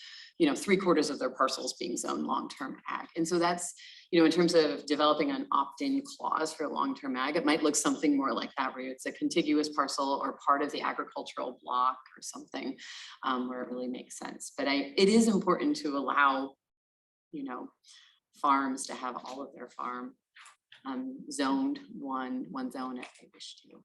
So is the goal of the, excuse me, Larger farms also have a, you know, they have a conservation option, you know, if you want to effectively set your farm aside.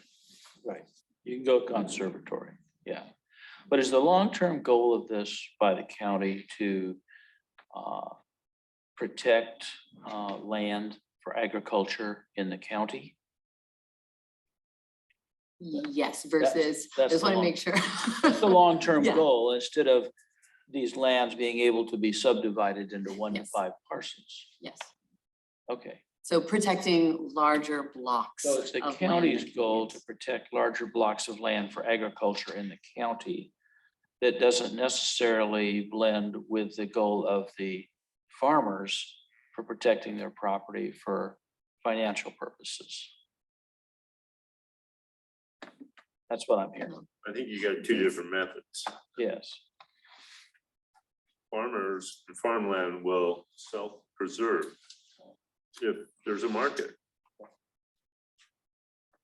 And so forcing land or giving it a title, your ag, does nothing to create agriculture. So we can preserve all the land we want for agriculture, but if there's no one to do it. Right. I know myself personally, and I'm sure there's other, you're offered free ground. What am I gonna do with it? I have no market. I can't get the people that it takes to do it. You know, I can't expand all the other inputs that it takes. So that's, there's a mindset of if we really want to preserve agriculture, if we really want food security, if we really want that activity, then you have to encourage what that is. It's interesting that we say this property is so valuable. We got to have it, but our first reaction is to devalue it. And that's what this program is doing. And the county has the program called the Development Rights. If it had the funding, which would be for your commissioners to be thinking about, they can pay for that change in value. Right. So that there isn't, I mean, that's what our group kept saying, don't put the change in value on the landowner. I guess, how do you fund that though? I mean, it seems like money's tied everywhere. No, no, I mean, there are other counties funding those programs more effectively than we are. And so the hope is with the grant, it's multi-phase, looking at both supporting the programs that we have and innovative funding mechanisms available for them, as well as looking at programs that we don't have that, might be creative partnerships that we might be able to establish. So, I mean, I hope the outcomes of that will be that we have at least, funding for a sustainable transfer and purchase development rights program looking into the future. Go ahead, Commissioner Wheatley. Yeah, well, I just want, we've talked about the sort of irrigable land and so forth, but, if the goal is to be the most efficient and effective at preserving, truly prime farmland that is productive. And a lot of the farms that do say production of vegetable crops or orchard crops, or things like that, might tend to be small, they're under 20 acres, or they're hovering around 20 acres.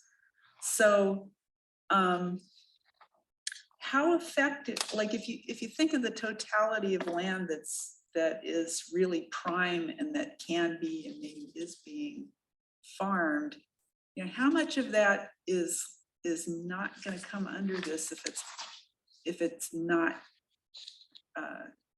if it's less than 20 acres, like how much of the real prime land are we missing with this LTA designation if it's over 20 acres, I guess.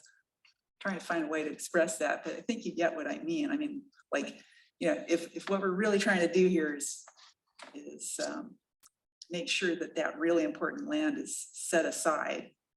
We looked at some maps, and I was kind of surprised to learn that when we went down to 10 acres, that was one of the maps we looked at 5 one acres. time, and even 5 acres. Yeah, But when because, we went down to 10 acres, the percentage of all the acreage there that was currently in agriculture dropped to somewhere in the neighborhood of a quarter. And I didn't really feel very comfortable with that. That, in other words, we're picking up an awful lot of land that the current landowners are not putting any energy into this perfectly good land, 10 acres they have in the parcel. They may have 2 or 3 parcels of 10 acres. They've got quite a bit of land, but they are not currently using it for agriculture. So as in my own mind, as part of the imperfection of this whole thing, is to tolerate something like the 20 that we're currently using as the cutoff, get the money for it, pay off those farmers, do that, and then use all these other mechanisms, including an opt-in for the small people, into a place where the land can no longer be further subdivided, and where and to make some changes, like to allow some of those things that are currently not allowed in your LTA land, to change the code. And in the proposal here that's coming before you, the code is being changed to include more uses that you can make out of this agriculture land, because you need to have more than just having it in pasture or just having it in row crops. You need to have some other options as well. And then I have one last kind of clarifying question, I guess. Is woodland, you know, are trees part of this or not, like land that's currently woodlots? Yes, there's definitely forested parcels that are included in this scenarios. I don't know the percentages offhand. Maya might be able to grab that, but yes, there's definitely forested parcels included. And there's quite a bit of land that is not in agricultural production included in those scenarios as well. Just not down to the 75%. Long-term forestry gets property tax discounts, don't they? Yes, there are a number of different categories. And so there is a current use for well, timber, as well as the current use for agriculture. But long-term. But is a long-term ag woodlot the would same thing? Not Is it? have a similar discount? It's tied to the use, not the zone. And so all these agricultural operations that are currently happening on R15, they're still eligible for the tax incentives under the assessors program, as well as, you know, a piece of property that's being used for timber, even if it's in R15. We're not proposing to redesignate anything that's long-term forestry, so it would essentially just be a timber operation or a forested piece of R15. So if we take a farm that's not actively being farmed because it's not commercially viable for one reason or another, especially if it's because of a lack of water, are they not going to get any tax breaks?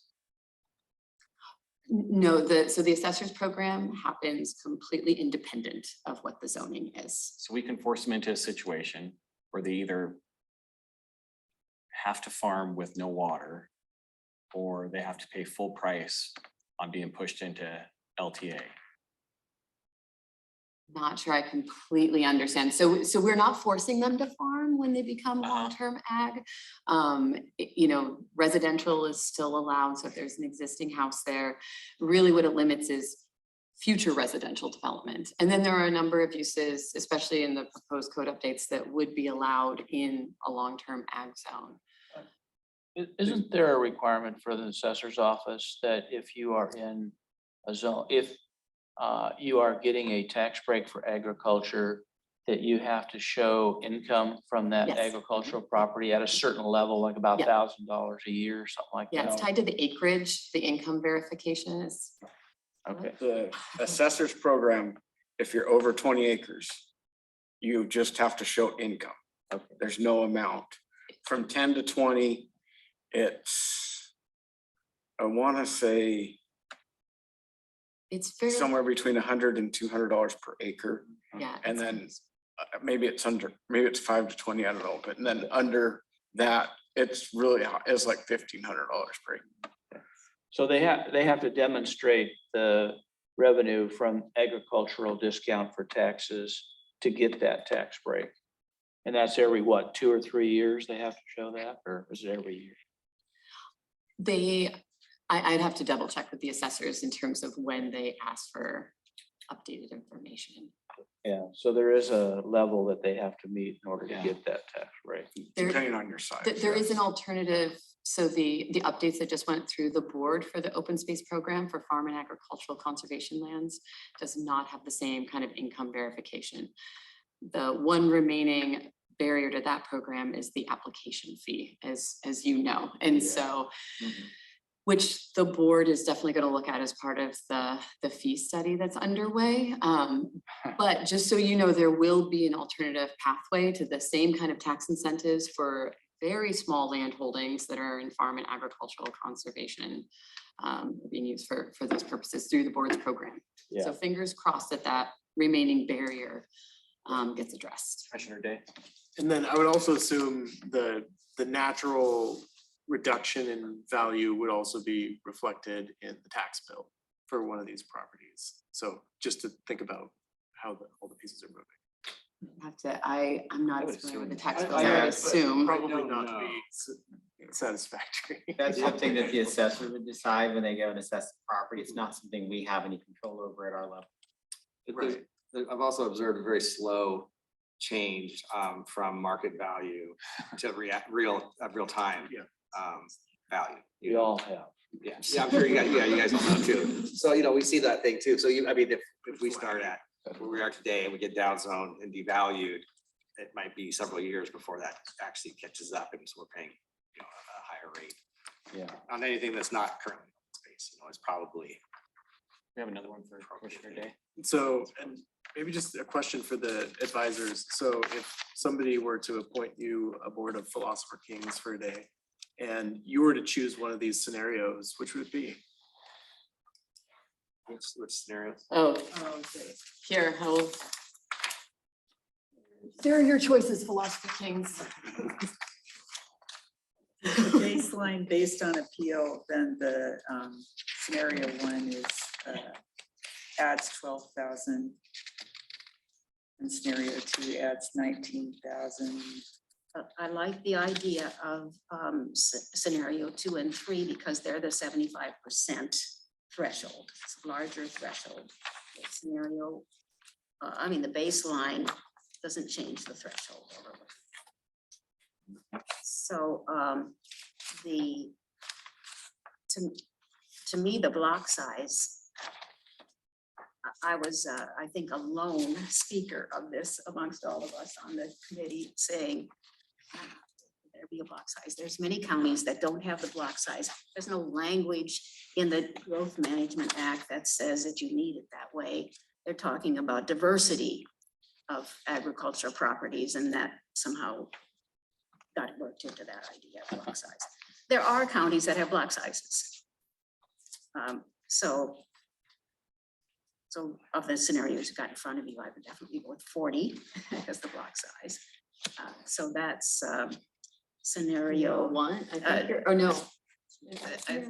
Scenario Or two, the three. smaller Sorry, block scenario. size, the smallest block Smallest one. size. Yeah. So I think I would go with 3 and recognize that it's completely imperfect in every aspect of it. It's not perfect. Every time you draw a line, you leave some. So again, just so, because we've got so many variables here. So what are we linking so the block size is kind of linked, like when you talked about it earlier, it was kind of linked to the nuisance issue. So That, in terms of the information that we gleaned from looking at old files, it sounded like block size was linked to trying to reduce nuisance claims by, having a number of farms be sort of co-located together in this very district. And then there would also be this opportunity for sharing equipment and as we talked about the type of farming that we have here, we sort of, the stakeholder group recognized that, well, there's probably not a lot of equipment sharing now. And, but maybe there's something about these nuisance claims. So do you think that the information that you pulled together would have changed that? If you had had that, do you think that there's much reason to be concerned about nuisance claims? I sort of heard you say that maybe there's a correlation between block size and less nuisance Very claims, rough but correlation. statistically, probably not really. If there's an average of 10 claims a year, I don't really know how strong that correlation is. So the whole concept is kind of weakening a little bit. on I the basis of participated that. in 2 of the road show things, and people have a gut sense that block size makes sense. So, maybe that's a reason for choosing it. Yeah, I think block size is a matter of convenience, not effectiveness. So, we have a right to farm in Thurston County. And so, again, it's convenience. So I have a thought or a question, I guess, too. So it kind of goes along. I hope it's okay if I call you Jeff. If we put a bunch of more property into long-term ag and they don't have the infrastructure to farm it or support it, are there any kind of plans I don't know what's needed, like warehousing or processing to make these people successful or to encourage them to even farm? I guess that's where I'm kind of thinking now is like, what is that the end product is that being taken care of too? Or are we just laying out a bunch of land that nobody will do anything with? Well, I mean, this whole thing is happening because of a lawsuit. Yeah. So if I was king for a day,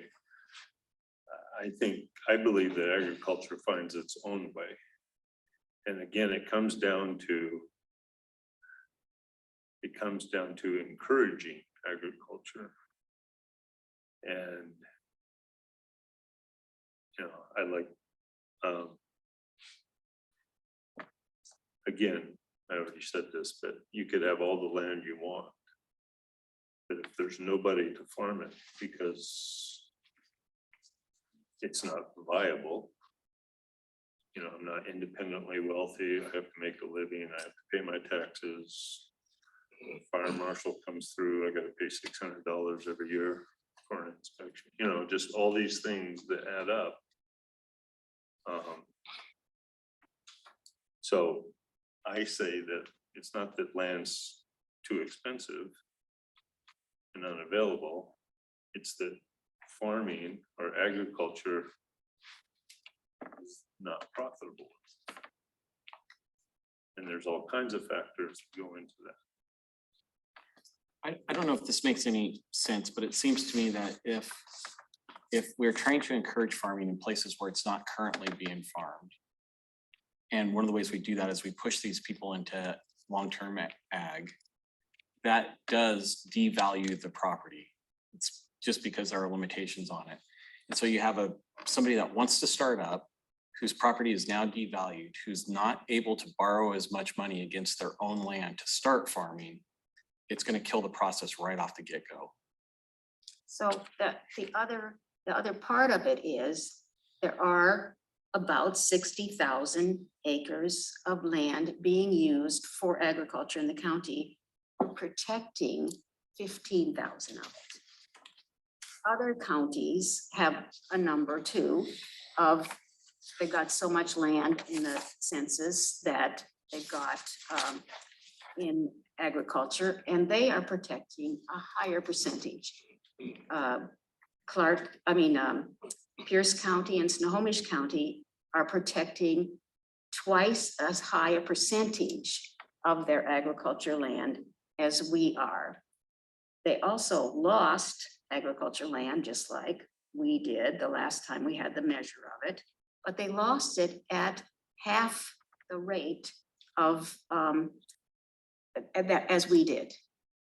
There may be no relationship between those two factors, but in my mind, I'd sure like to try to increase from 15,000 acres to 30,000 acres, 35,000 acres, something like that, and be a little bit closer to those two counties and hope that there really was a relationship and that does help to keep. So we have a lot of land that's currently not protected that is in agriculture that can be divided now into 5-acre parcels that later on would only be able to be divided into 20-acre parcels. And that hopefully all of us would end up finding a way to pay off the farmers for their lost value. Yeah, that's where I have. Not what I've seen. So I guess I'm gonna take exception to the protecting. Yeah. Because if we have all this land that's currently being farmed and it's not zoned long-term ag, what are we gonna gain to zone it long-term ag? Because if the person can't make money and they end up selling, it's going to be divided. And I'm sure that the other people up there can tell you that, especially now, when you divide land, if it's done in a certain way, you can make a 40, 50, 60-acre parcel useless. I can give you an example near where I live. There's a 40-acre square. The guy bought his driveway in on one side and went straight across and built his house in the other corner. So he's got 2 triangle pieces. And I know everybody that's farmed it, and it drives them nuts because, I mean, anybody that's driven around on a tractor can tell you that triangle is the worst thing in the world to have. So, I mean, I guess, and my question is gonna be, what is there in long-term ag that's going to keep people farming versus RRR 1 to 5? And all I can say is, it looks like it made a difference in Pierce County and Snohomish County. Maybe it didn't, but those two counties have a lot of similarities Well, for I would us. argue they have highly different farm products. I've So- got no, yeah. So one of the things that's important that I was really surprised about, and we discussed a lot tonight about our different opinions about the USDA's idea of what is prime agricultural soils. But I thought we really didn't have very much. And I was thinking that maybe the reason that we're losing farmland is we don't have good farmland. But it turns out that of all of the prime soils in the entire state, 8 to 9% of them are in this county. And that we have not 60,000 acres of prime soils, but we have 180,000 acres of prime agricultural soils in the county. So I think we've been looking at the issue. I mean, so that reinforces what you had to say. It has nothing to do with how much good soil you have, but all these other factors, Jeff, that influence us.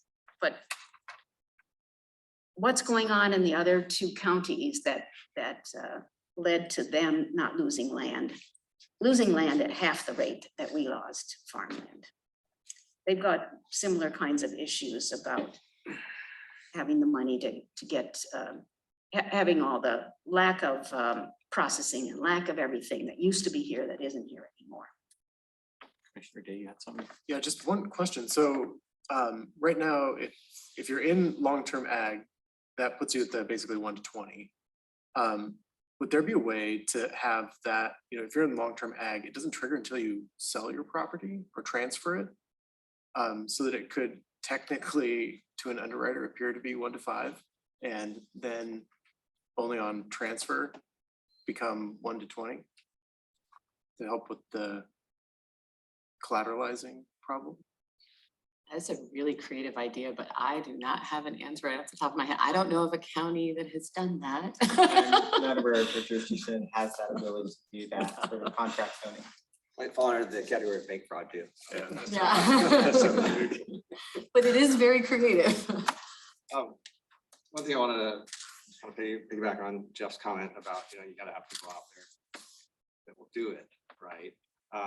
You also have to have people to eat it. And in order to have people to eat it, you have to have processing. We have zero processing.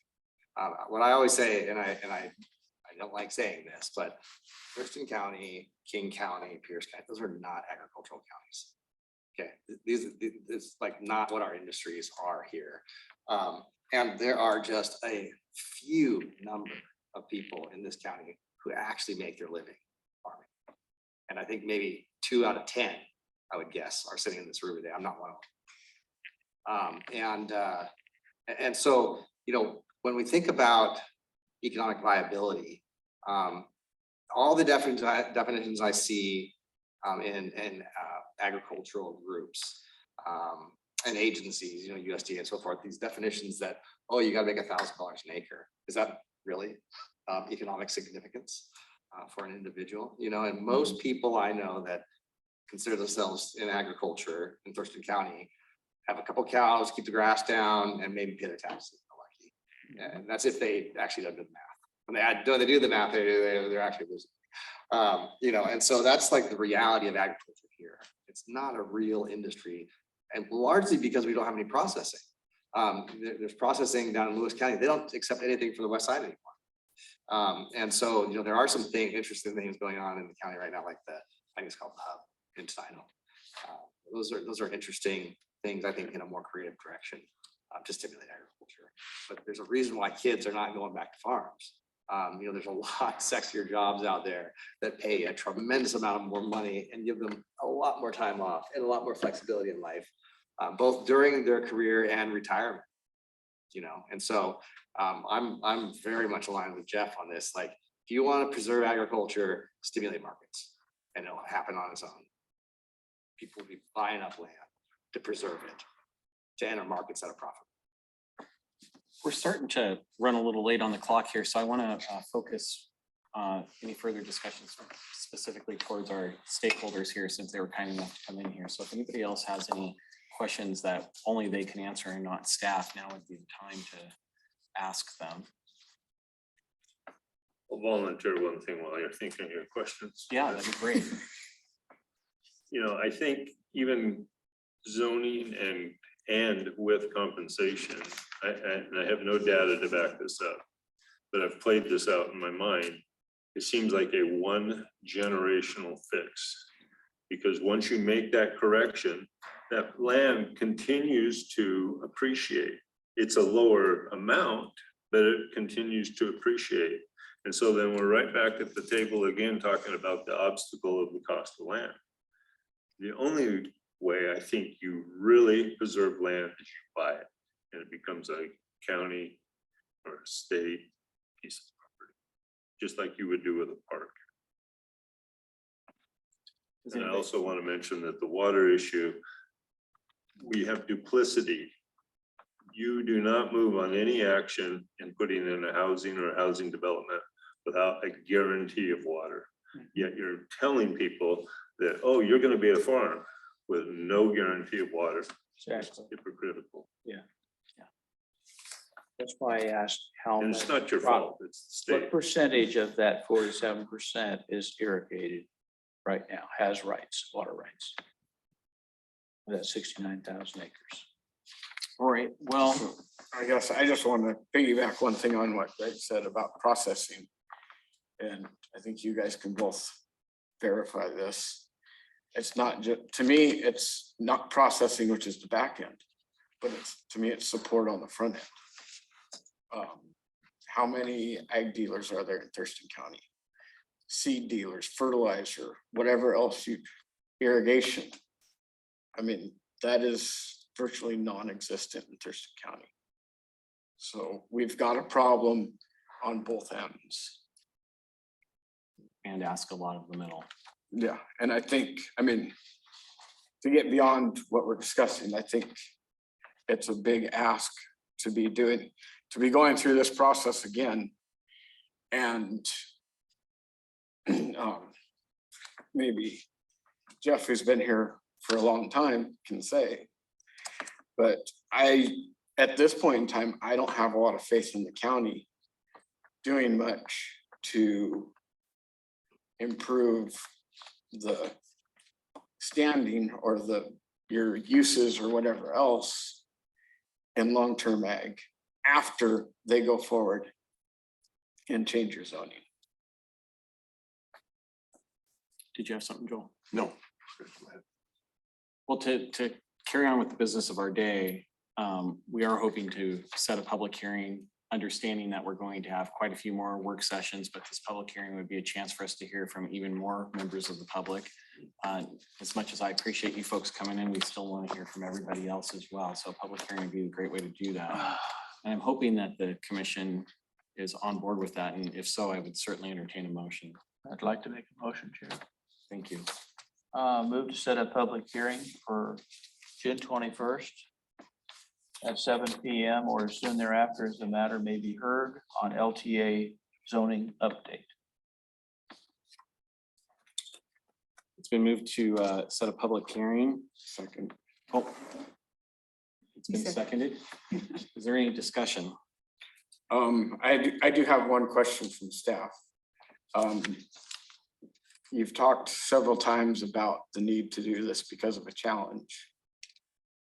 But to my knowledge, there is no actual decision from the hearings board. That's correct. So we are currently under appeal and we have been continuing that appeal with progress updates as part of this project. So we did not go through the process and have the growth management's hearing board make any sort of decision on the case that was brought forth. This was part of the resolution to kind of stay that until we completed this project, and then it would go to the hearings board for a final decision, or it would go through settlement, depending on what the outcome is of this. I'd like to hear a little bit more about that process. And not today, obviously, but somewhere down the road. I'm sure we'll go through that at one of our work sessions. Any other further discussion? Okay, the motion on the floor is to move to set a public hearing for June 21st, 2023 at 7 PM or soon thereafter on the long-term agricultural zoning update, which is part of the docket item CPA 16, community-driven review of agriculture. With that, I'd call for the vote. Commissioner Wheatley, Aye. Commissioner Nelson, Right. Vice Chair Gay, Aye. Chair Casino, Aye. Commissioner Aye. Hanson, Aye. Commissioner Aye. All right, that public hearing is set for June 21st at 7 PM. Thank you very much, Ashley, and our stakeholders for coming in. We appreciate you taking the time on not just the group, but to come in to talk to us as well. Thanks for the opportunity. All right, well, with that, we'll move on to our next agenda item, which is a staff update with Planning Manager Jeremy Davis. Hi, good evening. Some of you know me, some of you don't. I'm Jeremy Davis. I've been with the county since 2008, and actually Commissioner Nelson interviewed me back then. I've served as associate planner, senior planner, interim planning manager before. My current full-time title is actually operations manager for the department. I handle human resources and IT matters, but I do know quite a bit about long-range planning in Thurston County, and I worked in long range for about 12 years prior to this position, 11 or 12 years, something like that. Anyhow, just a short introduction on that. I have about 25 years of experience in planning.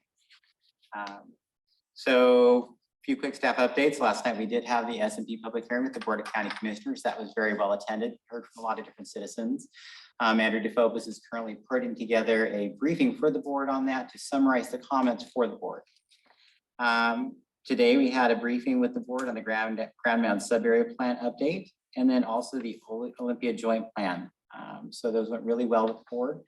And hopefully we'll be moving forward to public hearing on one or all of those sometime in the near future or not too distant future. And I do want to clarify one thing. I did go back and look at the board's, their calendar, and I see the Planning Commission briefing is on 6/21 at 9 AM. I believe Polly said the 22nd at 2, and I believe that's actually the CPED state of the department. But I am going to double check with the clerk of the board, and we will get the correct time out to the Planning Commission. Okay. So 21 June at 9 AM. 21 June at 9 AM. I know that we will be, at least for that briefing, looking for items from the Planning Commission that you would like to discuss with the board during the briefing. Thank you. All right, let's look at our calendars. We do have a special joint planning commission meeting concerning the Yelm joint plan on Monday, May 22nd. Is everybody, I got my packet in the mail today. I hope everybody else is getting them. Is everybody planning to be able to attend that meeting? So 6:30 in the evening, right? 6:30 Here. here. All right, looks like everybody should be here, at least everybody in the room. Hopefully Commissioner Cussinger is out for the month, I believe, so we should not expect him. Then on June 7th, 2023, tentatively, we have planned a forest conversion ordinance title 17.25 up for discussion. Does anybody think they might not be able to make that? What's the date? again? June 7th? That would be a regular planning commission meeting.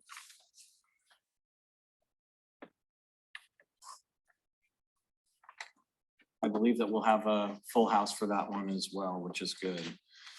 We have a few things for the good of the order, but since Manager Davis just mentioned it, the first thing that we should probably talk about is our joint meeting with the Board of County Commissioners. It is a meeting that we requested, so it's a meeting that we should build the agenda for and have the topics of discussion ready to go forward to the board. So we still have a little bit of time before that meeting happens. We have a few more times that we're going to meet. So I've asked everybody to put some real thought into exactly what they want to talk about. And so that way staff can prepare everything before that meeting so the Board of County Commissioners know why we're actually there. I was gonna add to that, I believe the briefing document itself is typically due 1 week prior to the briefing, so that would be 6/14. So that would mean you probably want to have a discussion on that on June 7th. On June 7th, so next meeting. Yeah. The next meeting. So if we can add that to our agenda to have some time to talk about exactly what we want to bring forward to the BOCC, that would be good. So if you can come prepared with some great ideas, that would be fantastic. Could we see what a briefing document looks like? Like, could you just include one in the packet or something? We can find a recent example. Actually, we can go ahead and include like the Olympia Joint Plan briefing on the update we gave to them. Again, it's Planning Commission's discussion with the Board of County Commissioners. So really you're driving the agenda, you're providing the discussion points that you'd like to talk to them about. So we typically do have our briefing documents at about 2 pages plus attachments. So Staff will do the AIS. we can put together the main briefing document, but we'll look to the Planning Commission to provide the discussion points to include in that. Do you have any questions on that, Commissioner? Well, just because then like, it'd be good to have a sense of, how full or not full it should be and. things like that. How much time is our briefing scheduled for? 90 minutes, I I think, think it's 90 minutes. Yeah. which is, that's a lot of time from the It board, is. so. Usually the board's briefings are 30 minutes. Yeah. Exactly. So Does anybody have It any? probably should just be discussion points is my recommendation. Well, let's make sure that we have a good 15 minutes or so on the 7th to talk through some of this stuff, because this is an important meeting for us. All right, well, let's move on to our subcommittee report that Commissioner Pessinger was going to deliver, but I think Commissioner Day is going to do it for him. So I think since we're short on time, I would propose that we maybe talk about kind of next steps as Okay. opposed to walking through it. Okay. So I know we were able to provide, and I think everybody should have gotten, I don't know if we had a chance to read the notes from the subcommittee, included some recommendations. Our thought was we wanted to get feedback from everybody on those. I don't think we have really time to dive into that and do that. So I wonder, would it be appropriate or out of order if we solicited written feedback from fellow commissioners? And then we could work to incorporate some of that and then bring back a set of recommendations to the full commission maybe on the 7th. What are you asking for again? So what I'm asking for, so we sent out notes and draft recommendations. We get feedback on those draft recommendations. The subcommittee could incorporate those and bring back a set of recommendations to the full planning commission, maybe on the 7th. I think our big problem there is we can't really hold a meeting by email. you do run the risk of having a serial meeting via email when you're sending things to each other in writing. Yeah. You can send all of that to our clerk over here, Tasha, and not directly to each other. And then we can disseminate them to the entire planning commission for discussion at your next meeting. Yeah. So at least everybody's provided the same information, but we have to be really careful on electronic communications so we don't cause that serial meeting. Okay, my thought is we'd still be under the OPMA threshold, given that we weren't making any decisions or holding hearings. But we're taking discussion. It's discussion. It's discussion. It's considered discussion when you have it by email and it's about the same subject matter and you're going from planning commission to planning commission. But if we submit recommendations on the subcommittee report to Tasha instead of to each other, then we're fine. Mhm. And that would also preclude Tasha for sending them back to us to incorporate. We can look into that and talk to Travis to see how we can disseminate that back out to the planning commission, and whether we can just take that in and provide to the subcommittee. Because Um, our goal is really to just get feedback and be able to incorporate it before we bring something to the full commission. So Yeah, it's best to seek that feedback during an open public meeting with the full commission though. that's appreciated. Thank you. Okay, it looks like our June 7th meeting with forest conversion ordinance and our BOCC meeting agenda setting might not be a super thick agenda anyway. So if we can add this particular point in as well, that would be great. Do you have any other? Yeah, actually, if I could. Yeah, So please do. I'd like to address Director Cummings' remarks at the last meeting. And I want to say that I do really appreciate that Director Cummings was gracious and not pointing fingers. But given that, I would like to actually take some responsibility for my part in what Director Cummings was talking about. And you know, he talked about wanting to make sure that there's a respectful working environment, and I want to convey that I do have a very deep respect for the staff and the work that they do, extremely competent, and it has become very clear to me that my approach did not convey that respect and the competence that I feel that the staff have. So with that, I want to say that I do regret that I didn't convey that, and I offer my sincere apology. Well, thank you. Does anybody else have anything for the good of the order? All right, well, having no further business, then this meeting is adjourned. Thank you very much.